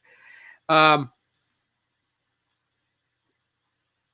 me see. Someone tell me if I glitched out, by the way. Well, I'm going to go back in and look.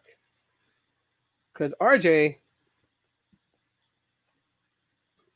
he's frozen in my little window down there. So it looks like that he's kind of frozen. And here I am with more political ad campaigns on. Yeah. Oh, yeah, go ahead. Let me turn the camera off here. Go ahead. Is it okay to make Kool-Aid? Kool-Aid? Yeah, Kool-Aid. Is Xavier already in class? Yeah, he's in class. Okay, hang on. Let me finish this and then I'll do it. Do you need to sleep, babe? Okay. Well, it looks like everything's fine. I'm sorry that you need sleep, babe. I know you didn't get much sleep. We didn't get to sleep very long. So when you come home, take a nap. Take a nap before you make dinner. Just get some rest. All right, we'll see if RJ gets inside here, everybody. Just bear with me. Could be my Wi-Fi. And yes, I'm using the Spawn avatar. So anyways, but yeah, so I'm getting the Nexus 4 from B-Tech Reviews. He just decided to give it to me and gift it to me. So big shout out to him. And yeah, I'm going to check the mail here to see if it came. Or maybe I'll just go live again and show it.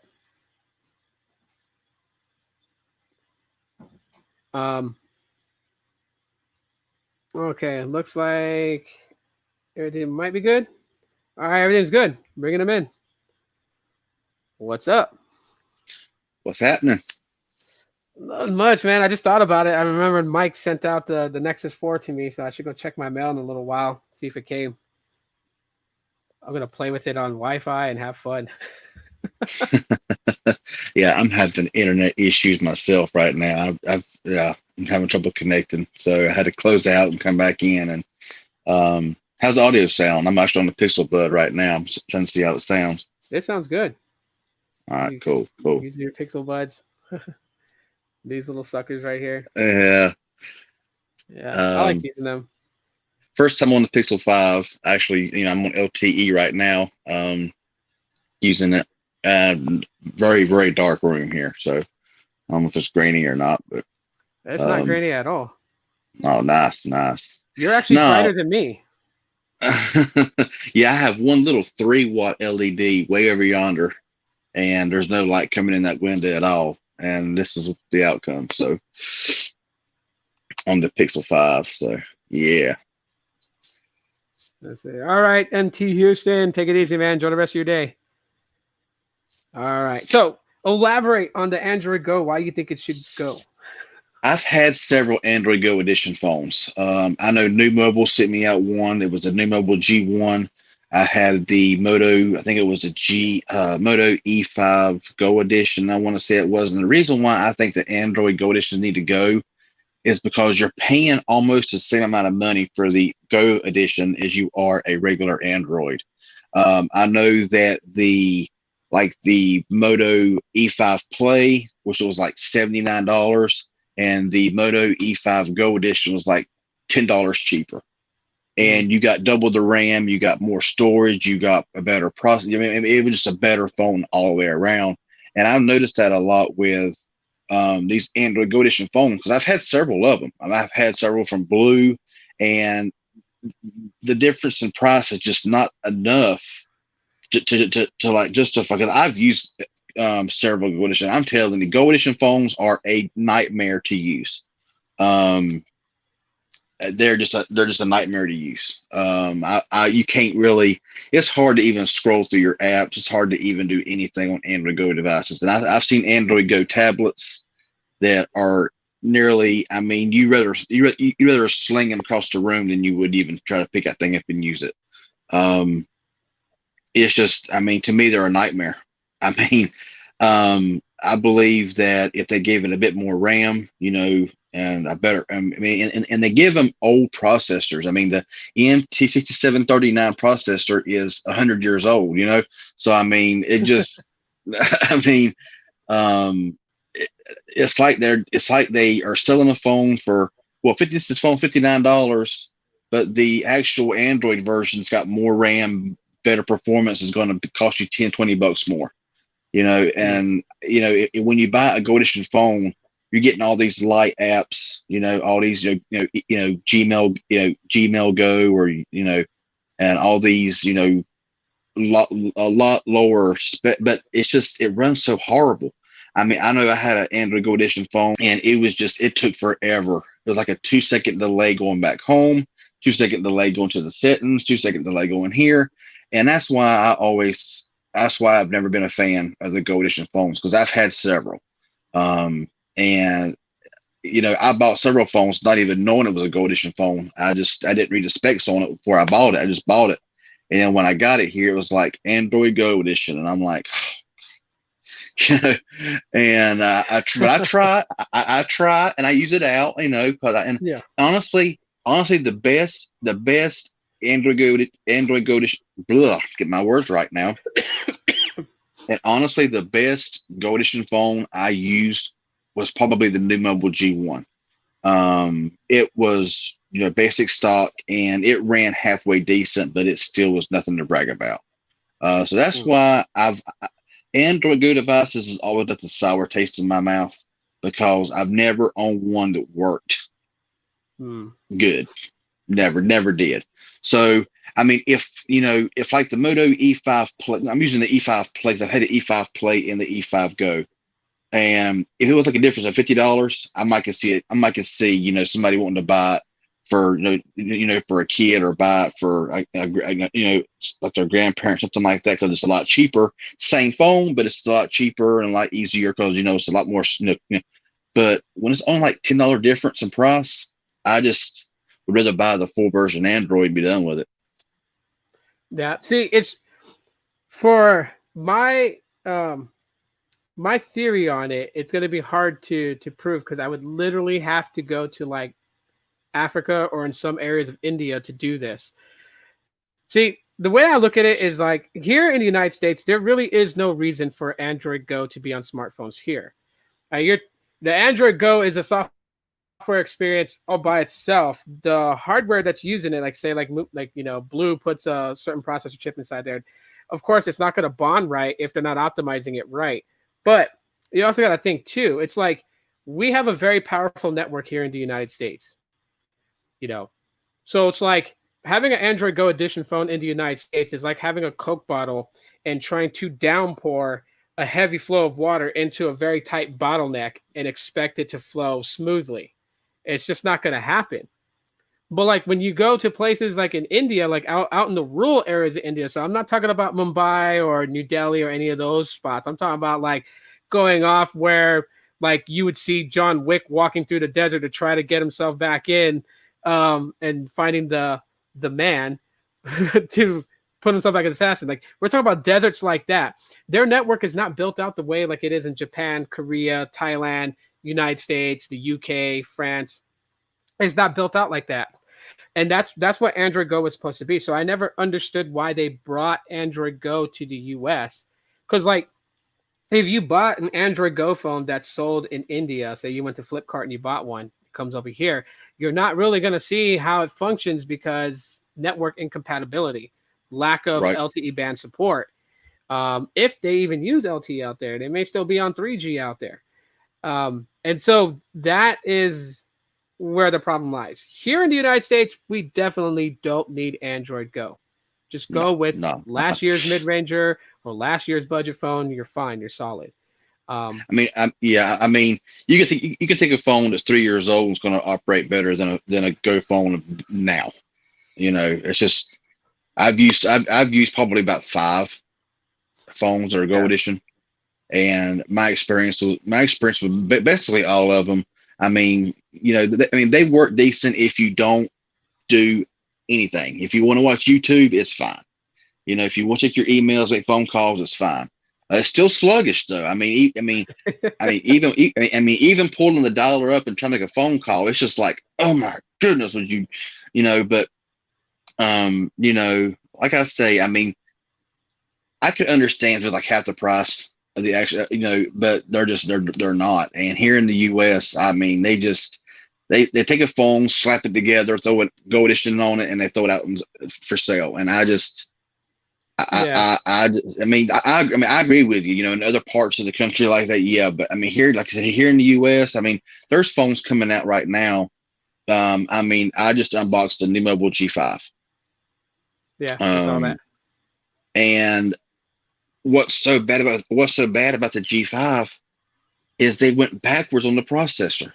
The processor in the G3 from 2 years ago is more powerful than the one they bring out now. And I'm like, why do companies do this stuff? They have the same RAM, the same storage. They give it a bigger display, they give it a quad camera setup, but they slap an old, which is a new version of the MediaTek processor, but it's less powerful than the one they gave it 2 years ago. And I'm like, oh my God, why do they do this? Why? I'm like, if you want to make a new phone and you're going to make it an upgrade to your previous version, give it, if the other one had a P25, give the new one a P60, something like that, something more powerful. But they back up. They back up on things. I'm like, seriously. But that's just an example. But I just don't. That's I actually don't a get it. question I was going to ask you since you had the new mobile G5, because it's a good thing. It's interesting you brought that up, because along with going with a less powerful processor than what they had the last time with the G3 and the G3 Plus, my question is that Android 11 has been out for some time now. Why is this running Android 10? Why did LG release the K51 with Android 9? It came out this year. I literally have the LG Reflect sitting right over yonder. From Straight Talk, okay, that's the K51. Because LG likes to give a different name for every carrier that is out there. And it's got Android 9, and it came out in the middle of this year, earlier this year. And highly doubtful it may get Android 10. I don't know. Knowing LG, who knows? But it makes you kind of wonder. Yeah, I wondered that too. Why they bring a phone out with Android 11 already out, and why they don't go ahead and just give it Android 11 to be done with it. So I know what you mean there. Like I said, that LG phone is still running Android version 9. Some versions got Android 10 out of the box, but most of them got Android 9. Yeah. I'm thinking 2 years old.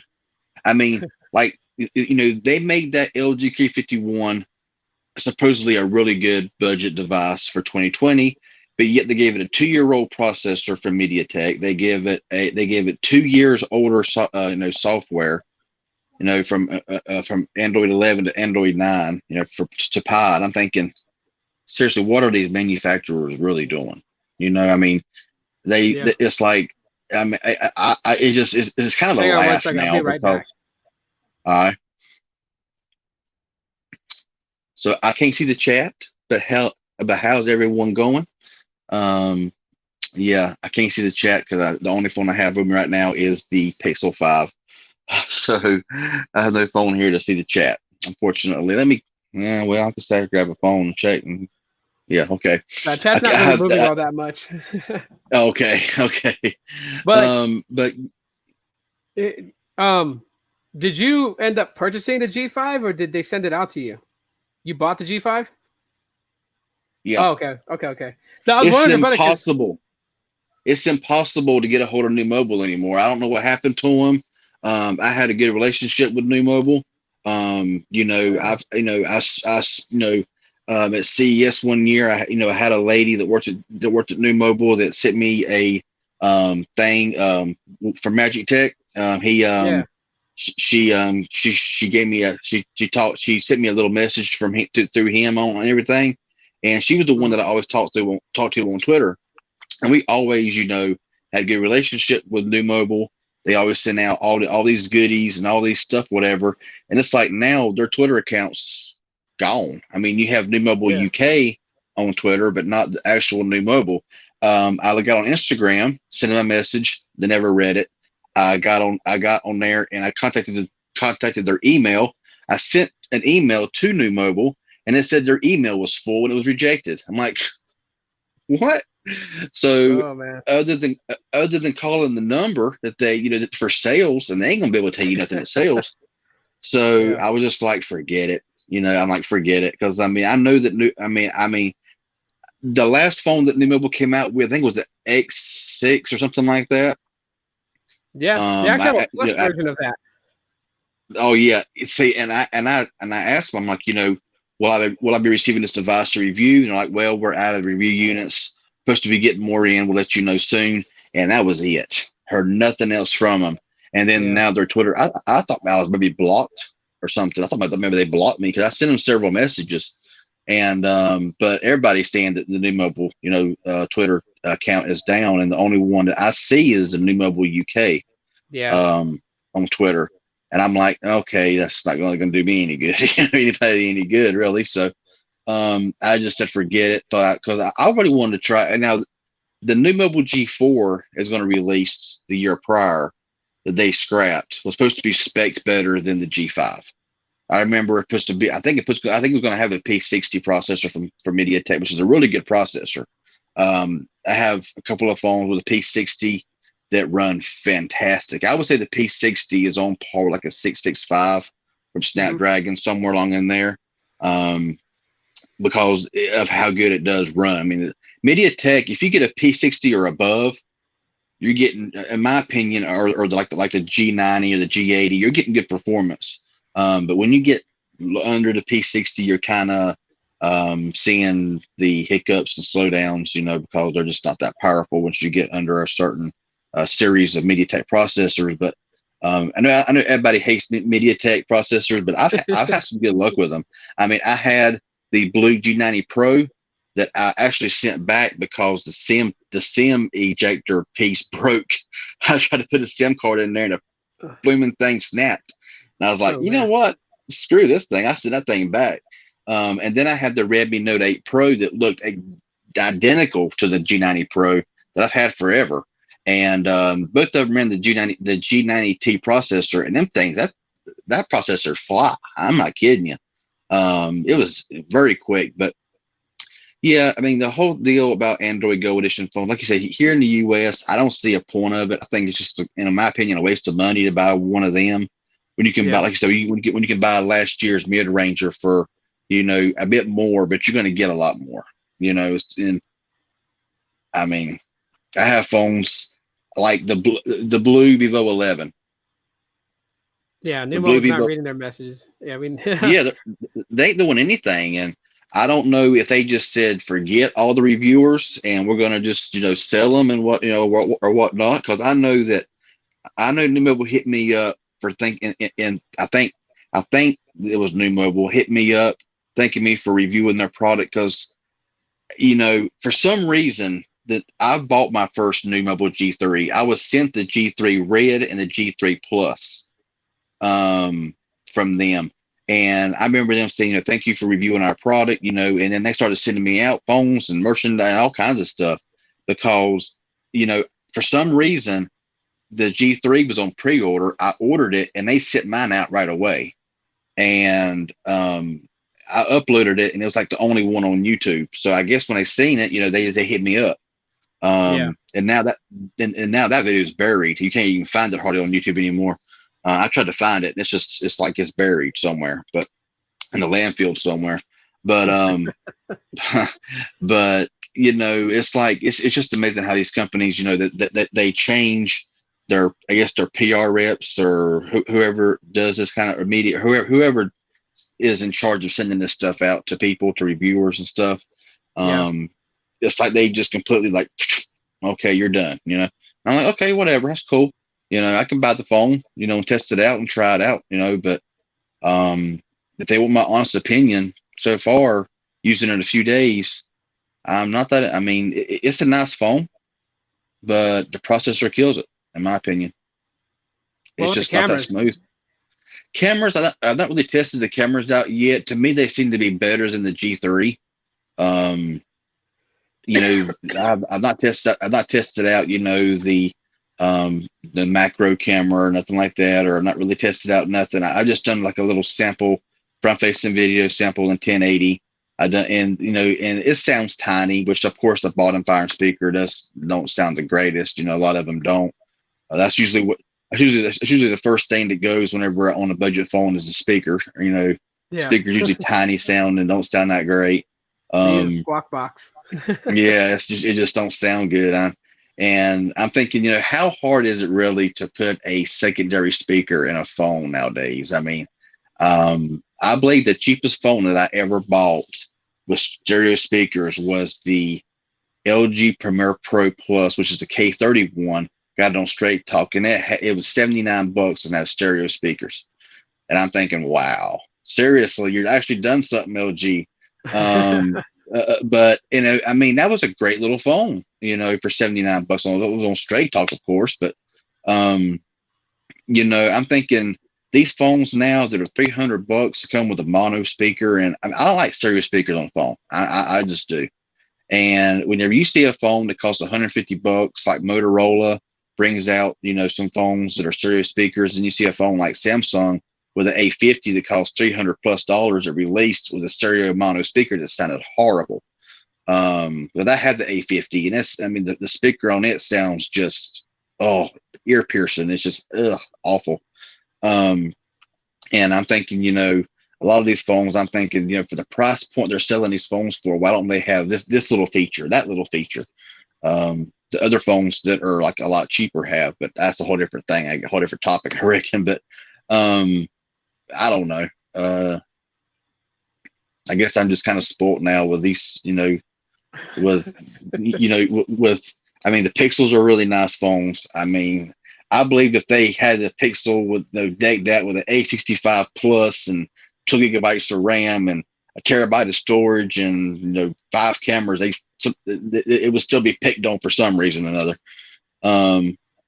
But yeah, Pixels are great. I have one more phone, actually two unboxed that I bought not long ago. I got to try it out too. But yeah, I'm just kind of sport with these Pixels. They're just nice phones, man. Yeah. I mean, it's all.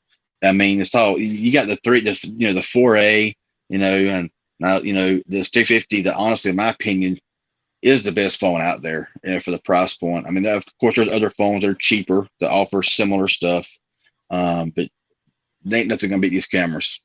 And I've seen I've seen your astrophotography shots, man, and them. You've got some good shots, man. You Oh got some yeah. good shots. The most recent one, I went to my wife's friend. She got married, and they live like in the southern part of Arizona. So we went like close to Nogales, which is like a town that sits on the border between Arizona and Mexico. And I went out there, and it wasn't like a giant big wedding or anything like that. It was a wedding with family and like some close friends. So kind of a small wedding, and well, I was sitting out there, we were like hanging out during the wedding reception, and my wife was trying to talk to a friend because they hadn't seen each other in like 3 or 4 years. So they were like doing a lot of catching up and whatnot. And I was looking at the sky from where they live, and I'm like, because it's a small town, I'm like, wow, you know what? Like, I see more stars here than I do in Phoenix. I wonder what my astrophotography would be like. But I didn't bring my tripod, so Because there was a lot of people there. I didn't want to, vape around anybody. Even though there was people that were like lighting up cigarettes and smoking within the crowd, I'm trained that way already to myself that I don't vape around a group of people. So I walked away from where they had the reception at in the front yard area of the house, and I went out towards the road. And so they have this wall fence, and on the wall they have these kind of like big size flower pots on them. They're like lined up.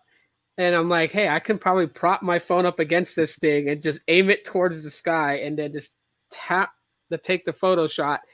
And I did that. And then I'm like sitting there and I was like, it was weird. I knew something was different with this photography shot than what I did here in Phoenix, because it was telling me like the amount of time it needed was like 5 minutes and 5 seconds.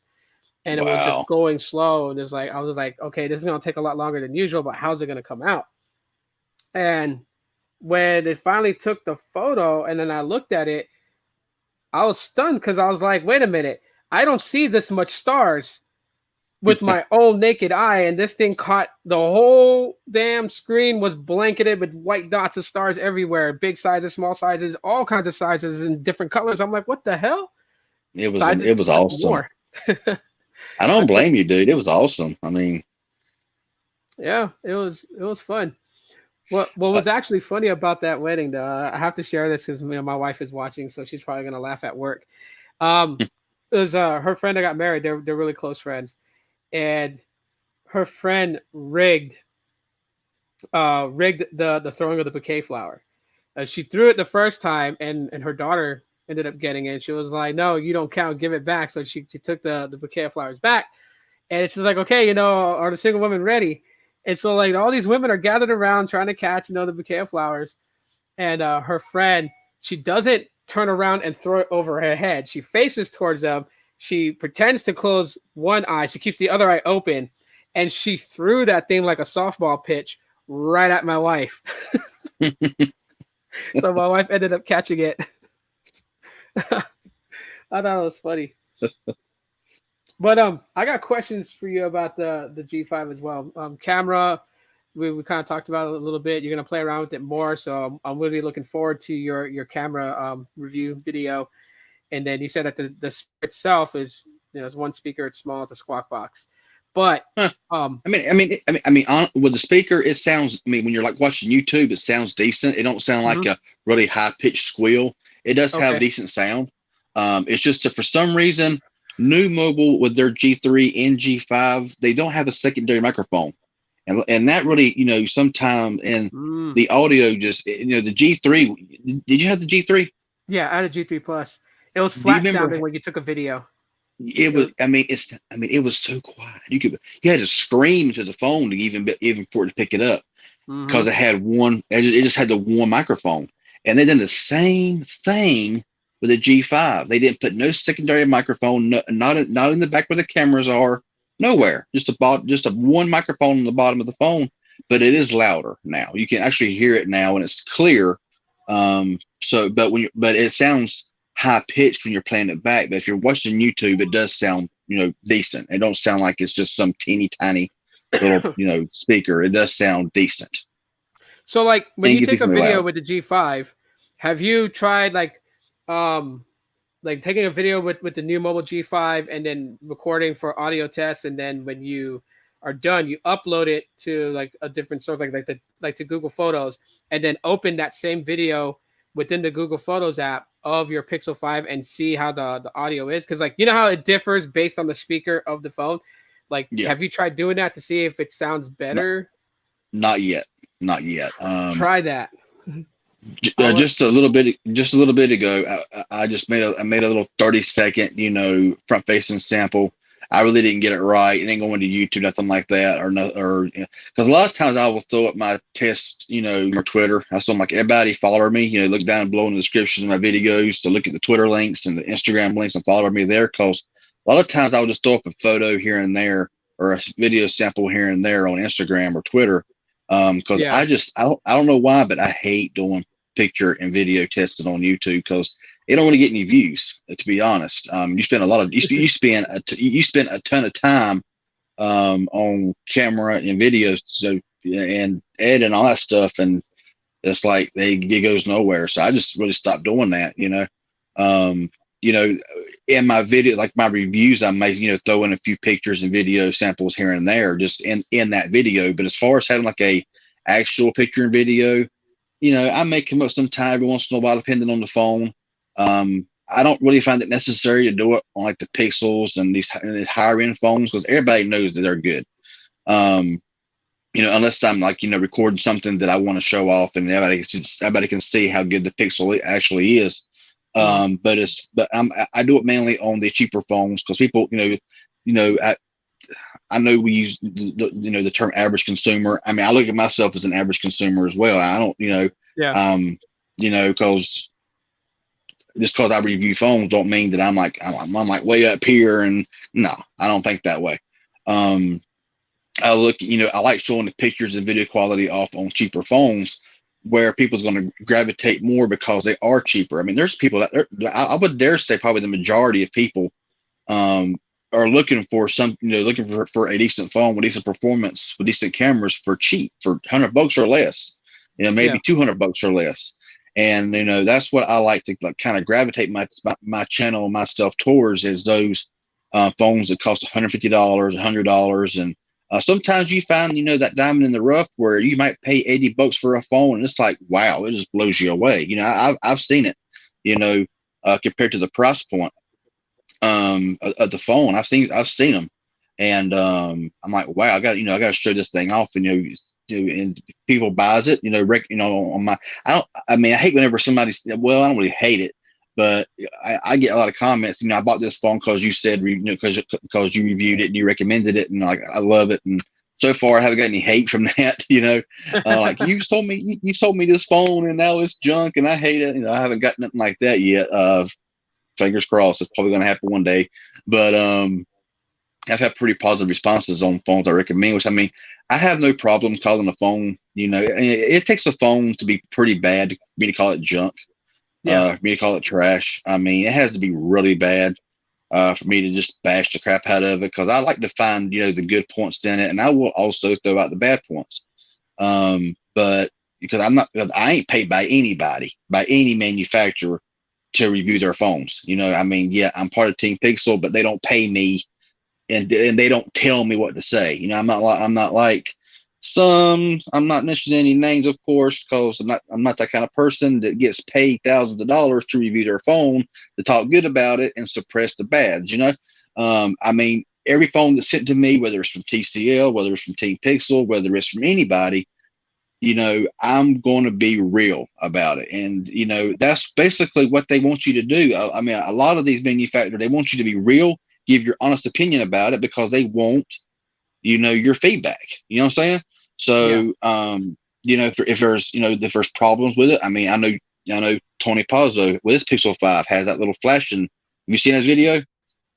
Yeah, it's the proximity sensor that got stuck. He actually reached out to me on Twitter for it, and I suggested that he does a full wipe on the phone. He messaged me back on Twitter and he said that it stopped doing it, but I haven't heard anything else if it came back again or if it actually fixed it.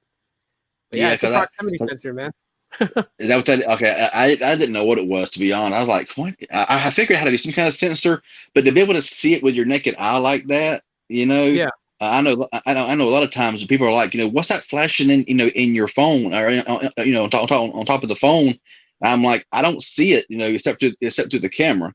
Yeah, the flashing. And yeah, exactly. And they're like, is that notification light? And I'm like, no, it's just a sensor. The camera picks it up. I can't see it, but the camera picks it up until you see it. But where was that at? I got off track. But yeah, he had no. He got on YouTube and explained the problem. I believe that they like the majority. A lot of companies like the feedback, whether it's positive or negative, so they can work on fixes and stuff like that. But kind of got off track there a little bit. I was going to say something. I forgot what I was going to say. What was you asking? My bad. No. I was just basically talking about because you're talking about the proximity sensor. You were going on just basically talking about that you're not paid by any of these brands to say specific things. You will say what you want to say about the phones, and a lot of them want the feedback, or a lot of them appreciate the feedback. The ones that deal with you do. So I would just chalk it up to saying that, you're when it comes to the phones, so like there are people that will only mess with flagships and would, mid range that are like mid range to budget. It's like to them, it's like they won't touch those phones. And you said that, you look into the positives of the phone, you'll mention the negatives about it, but you'll emphasize on the positives about it and then let people kind of like make the judgment for themselves. So you're more of a realistic phone reviewer because you'll test any one of these phones out. You'll buy the phone like that, MKBHD wouldn't really review on his channel. So like if it's a phone from Straight Talk, if it's a phone from anybody else, you will talk about those phones. You'll review those phones. Whereas to other people are just like, I'm strictly only iPhone, Pixels, Samsung Galaxy S20, and this and that and third. But they won't dabble down to like Straight Talk phones, track phones, some Boost Mobile phones, some Metro phones, and into that realm. Technoid, what's up? Yeah. Apologies, my man. Apologies for coming in late. I just woke up from a nap. I caught up a little bit. I was binge watching The Boys season 2 again. This is like my 5th time rewatching it, and then I was like, oh man, I wanted to come in and stop by on Tito. And apologies for coming in late, my man. No need to apologize, bro. I'm glad to have you here. We're just right now we're talking a little about mid-rangers budgets because we were talking about the new mobile G5. I don't know if you heard of that phone. Oh yeah, I've heard a little bit about that. I won't lie to you. I haven't really been paying too much attention to the tech world. Not because I haven't really been a priority, but just I've been taking a little bit of a break from it. I've been watching more UFC because this Saturday we got a big fight, Habib versus Gaethje. But yeah, I've heard a little bit about that mid ranger. It looks pretty good. I mean, it actually looks half decent, I gotta say. Yeah, I was trying to get some more info back from RJ over here. He actually got the phone. He bought the phone now. I was looking at the website on it, and I was like, oh, that's okay. Finishing up on what we were saying just a minute ago. Yeah, and and when you got, like me, being a smaller YouTuber who will, if so happen a bigger YouTuber, that does all these flagships does get their hands on a budget or mid-range device, they want to compare it with a flagship. And so they will say what it doesn't have. It don't have this, don't have this, don't have that. I'm like, you can't buy a phone for $150 and expect it to perform like $1,000 phone. It just ain't going to happen. And it makes it hard for you, for us that does budget mid-range stuff, who gives a good recommendation because for the price of the phone. And then they watch a bigger YouTuber who bashes the crap out of it. You know what I'm saying? Yeah. Because they get more attention because they got huge million subscribers, and if they do tap on a phone that's $100, $200, then they're going to find every negative possible with it. I'm like, so they're hearing this from one and they're hearing this from another, and they're like, it makes and I'm not saying that that those who do flagship phones should stick to flagship phones and leave the budget mid range to ones who do it all the time. I shouldn't really say that, but that's kind of how I feel about it.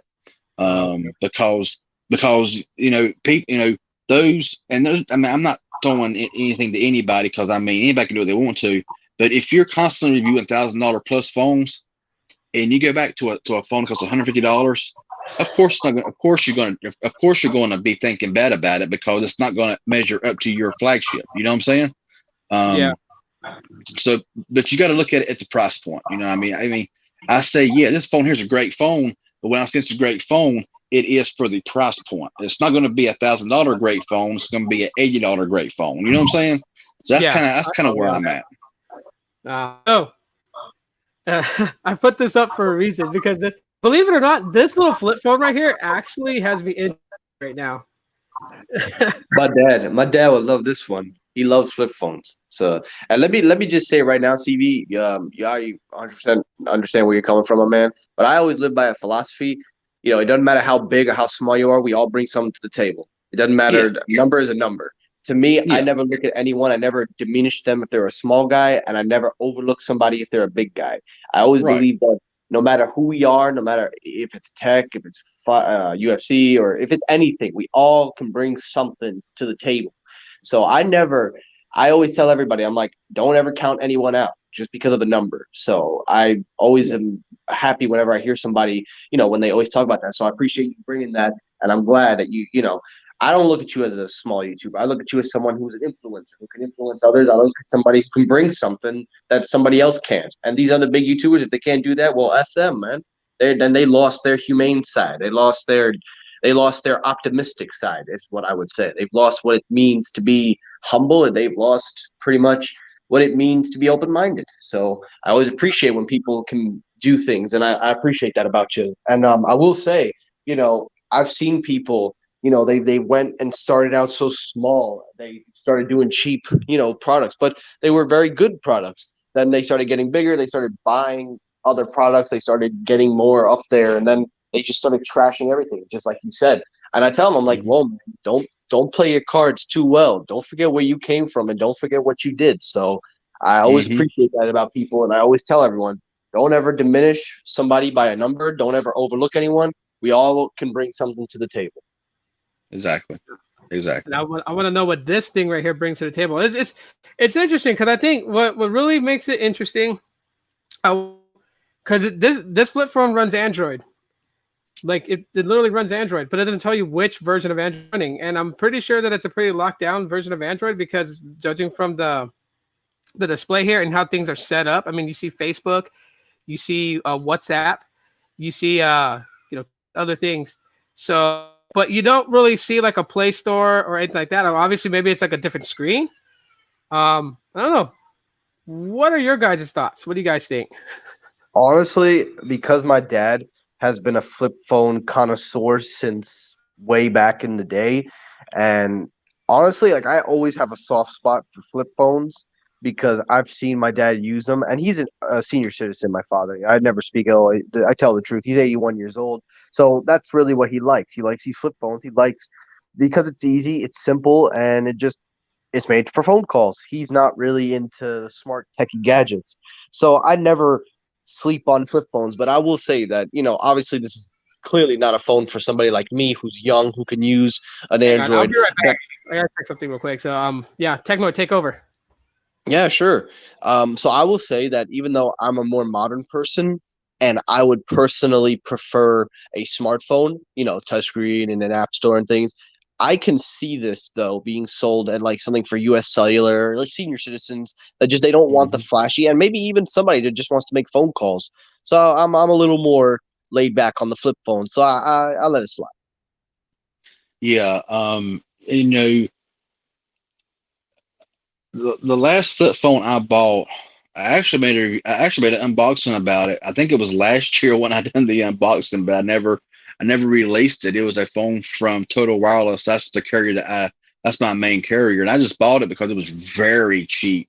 And honestly, it wasn't a bad flip phone. It wasn't an Android, but it had 4G. It wasn't a bad little flip phone for like I think it was like $20, maybe even less than that. I don't remember now. Um, and there's still a lot of people out there that uses flip phones. They don't care about smartphones. They don't care about all this.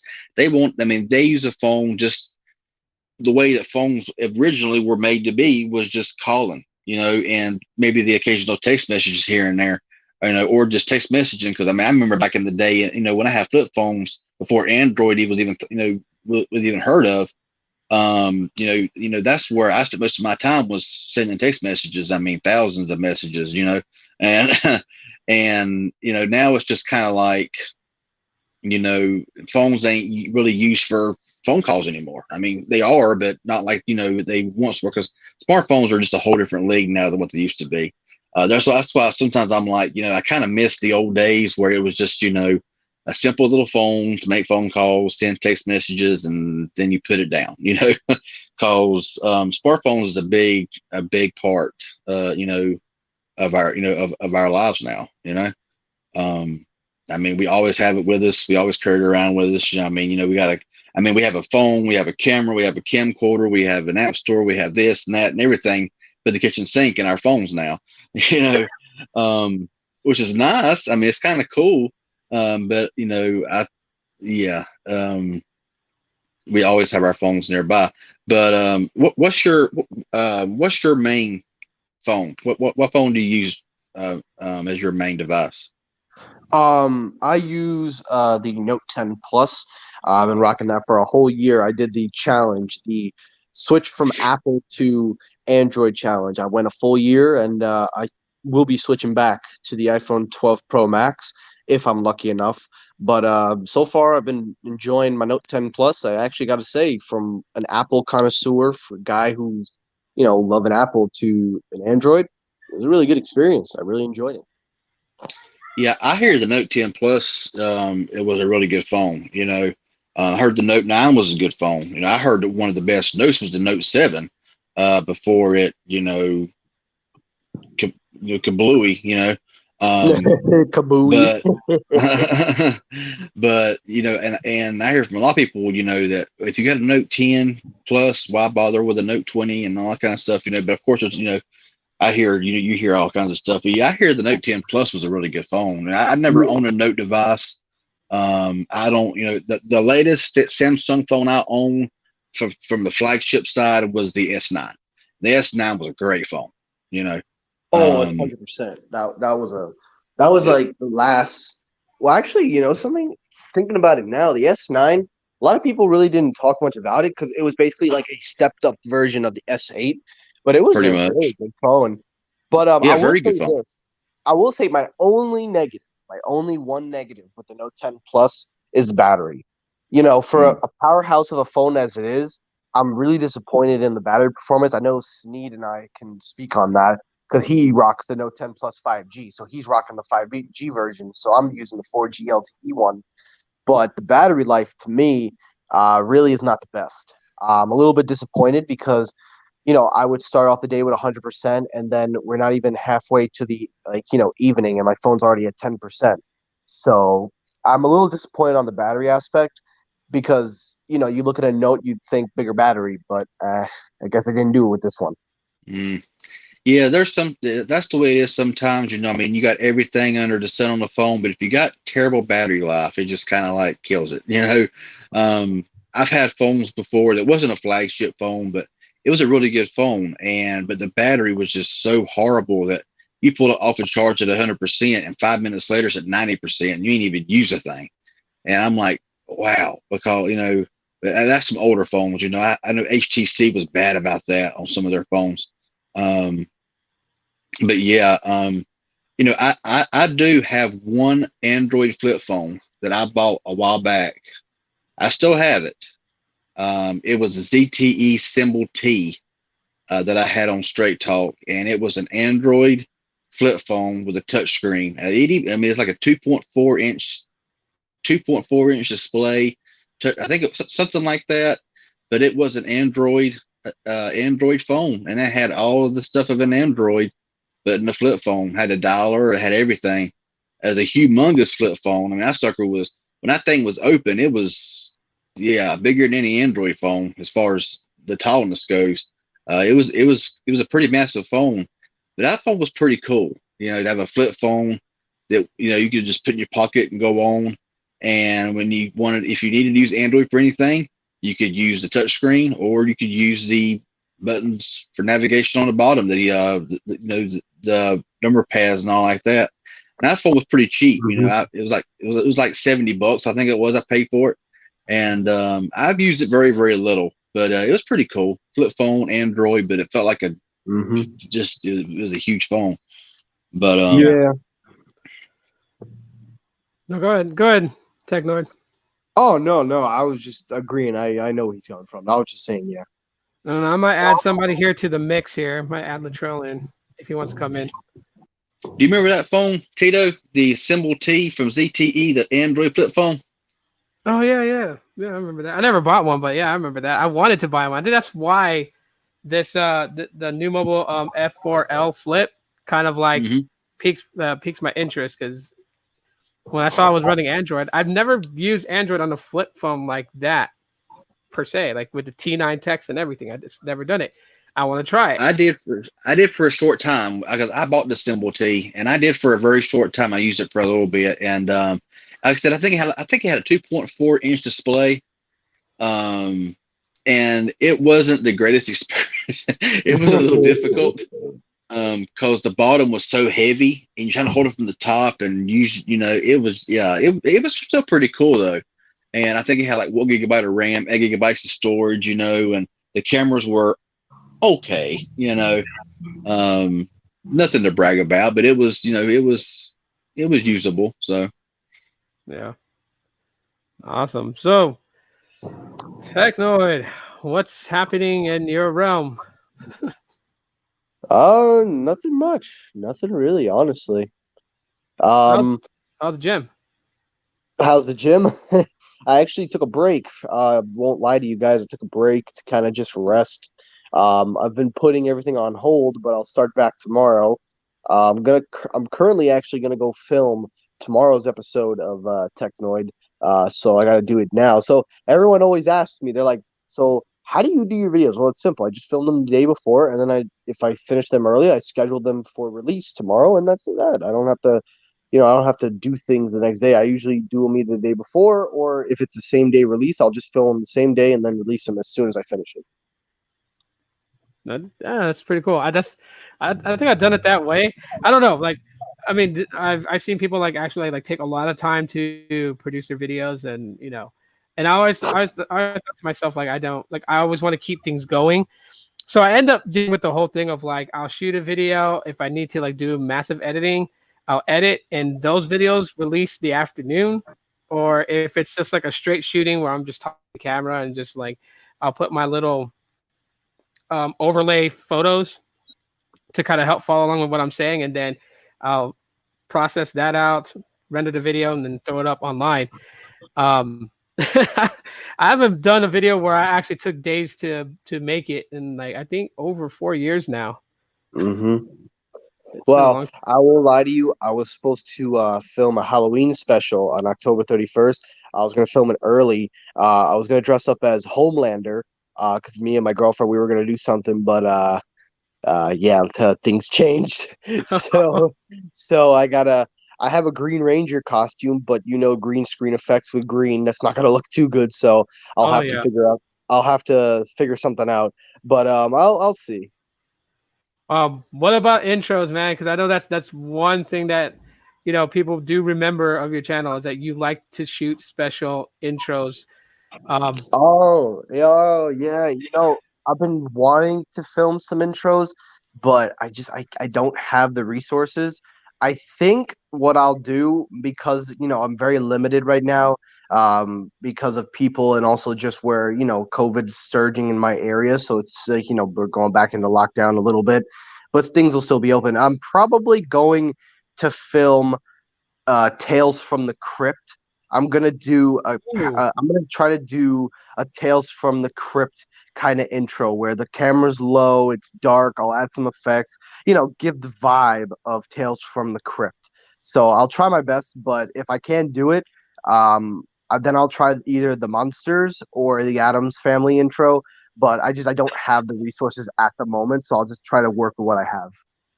well, I'll make a special request if you decide to go on the Adams Family and you decide to give different people from the community a specific role, may I request the Uncle Fester role?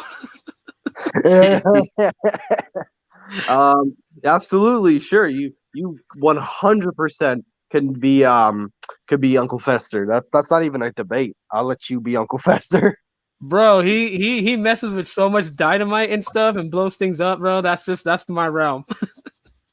There you go. I'll make sure you get that role. I love your intros, man. So definitely, I think RJ froze there. Let me oh yeah, he dropped out. Yeah, I've like been waiting, because I know that you get all these requests. I don't want to bombard you with so many requests. You know what I mean? I know throughout time there'll be much more. So, but yeah, that Of sounds course. cool, man. Of course. I obviously, the only one that's really easy for me to film right now is the Tales from the Crypt because I think I think I can pull it off. I just got to figure out what am I gonna do. Um, I got to figure it out, like how it's gonna be filmed. I have to figure out if um if I'm going to do a low angle or if I'm gonna do special effects, thunder effects, and things like that. Because if you watch the original Tales from the Crypt, it's really just going into the house, going into the crypt layer, and then you see the crypt keeper. So I've got a few ideas. I think I know what I can do, but I'm probably not gonna have it done though. It'll probably be done for Halloween, so you'll probably see that for Halloween. Cool. I'm gonna keep a lookout for it because I mean, yeah, dude, that's one thing definitely. That I think that resonates with you. The fact is that your tech news show with occasional actual device reviews, and you kind of go down. But on top of it, your shows are great, and then it gets like that. It's like getting an ice cream and then getting a brownie thrown with the ice cream, right? You got two good desserts there. When you add in special intro, and it's such a cool thing, man. I've never seen anyone do that, so I guess that's why I'm so hype about it and I hype it up. So I've never seen anyone to take that time to do something like that just to give to their fan base for watching. Appreciate that, man. Appreciate it. Yeah, to me, that's better than a giveaway because it's there forever. You don't have to worry about it ever getting damaged, lost. You don't have to. It doesn't have to be shipped to you. It's delivered to you right away. You get a special intro, and it's also it's nostalgic. Some of the Family Matters one that was nostalgic because I sat at home on days I didn't outside to play and watched Family Matters. Or when you did the Power Rangers one, it was like I remember I was an avid Power Rangers watcher. I watched it. I even watched the original one that was from Japan where it was just the yellow and blue Ranger with the two halves of the ship. Like I remember it from back those days. And so when you did stuff like that, I was like, it was nostalgic for me. So I don't know if, a lot of people feel the same way, but for me, it's really nostalgic. And then the Doctor Who, and it's just, man. Oh yeah, that Doctor Who one. I've been meaning to do a special Doctor Who intro or episode where it'll be in the TARDIS. So I'm gonna expand on that. A lot of people like that one, so I'm gonna expand on it after Halloween. Yeah, that was a good one. I mean, they're all good. They're all really good. Even when you did the 2.5 Men, dude, that was so crazy. That was the first one. That's really what started it all. That's what started it all. It was great. I mean, I showed my wife the intro, and she kind of she didn't expect it like the way you had it done. But when you came up, she saw 3 of you on the screen. And she was like, "Whoa!" And I'm like, "Yeah, it's editing, it's green screen and editing, special effects and whatnot, but she thought it was a damn good job. It was like as if you took out Charlie Sheen and the rest of the cast and just put yourself there. That's how near accurate it was. It was spot on. Yeah, none of that Ashton Kutcher crap. So. I did not like when they put Ashton Kutcher in, dude. That was listen. I'm gonna. I gotta go eat lunch. I know you probably got more to say, so I'm gonna let you and CV take it over. Sorry again for coming in late, but hopefully I'll see you two. I'll hopefully see you two on the next one, and I'll be there for the whole show. I promise. Oh, no worries, bro. I mean, we all got things to do, bro. Go ahead and eat lunch. Yeah, it's the Terminator. It's the Terminator. El Terminado, right there. El Terminado. There it is. All right. Talk to you guys later. Take care, everybody. All right. Take it easy, bro. Later, man. All right. Anyhow, before he even said that, and I just let him just his outro because I do also have to cut this out. I've been on for 2 hours and 28 minutes already, man. Before I go, if you want to give a final thought, some info about your channel, the floor is yours. Go ahead, man. Share with everybody here. Well, I wasn't sure if you had any more questions about the G5. I knew we was talking about it. We kind of got off subject when I got into other phones and stuff. But yeah, that's really about it. I mean, just stay tuned for more stuff, and hopefully YouTube will send out notifications and stuff, and people can watch it. Hopefully they'll like it. Sometimes it can be a pain sometimes when you're like I made with the G I think it was with the G5 unboxing. I had to actually record it twice because the second half of it I wasn't happy with the first one, so I had to redo the whole second part. And yeah, that takes a lot of time. And editing, of course, takes a little bit, but y'all know how that is. It takes time. Yeah. It's not like that. You're done. But yeah, I mean, just if you own here and you ain't subscribe, go to my channel. I appreciate it. That's about it, really. To be honest. All right. Well, you guys heard it, man. Like I said, check out, CV Tech. That's all you got to YouTube search, CV space tech. You'll find his channel. Like I said, he dabbles in, but mostly with the mid-range budget side to show you guys some good options that are out there on the market that does not break your wallet. You don't have to decide between your electric bill and getting a new phone.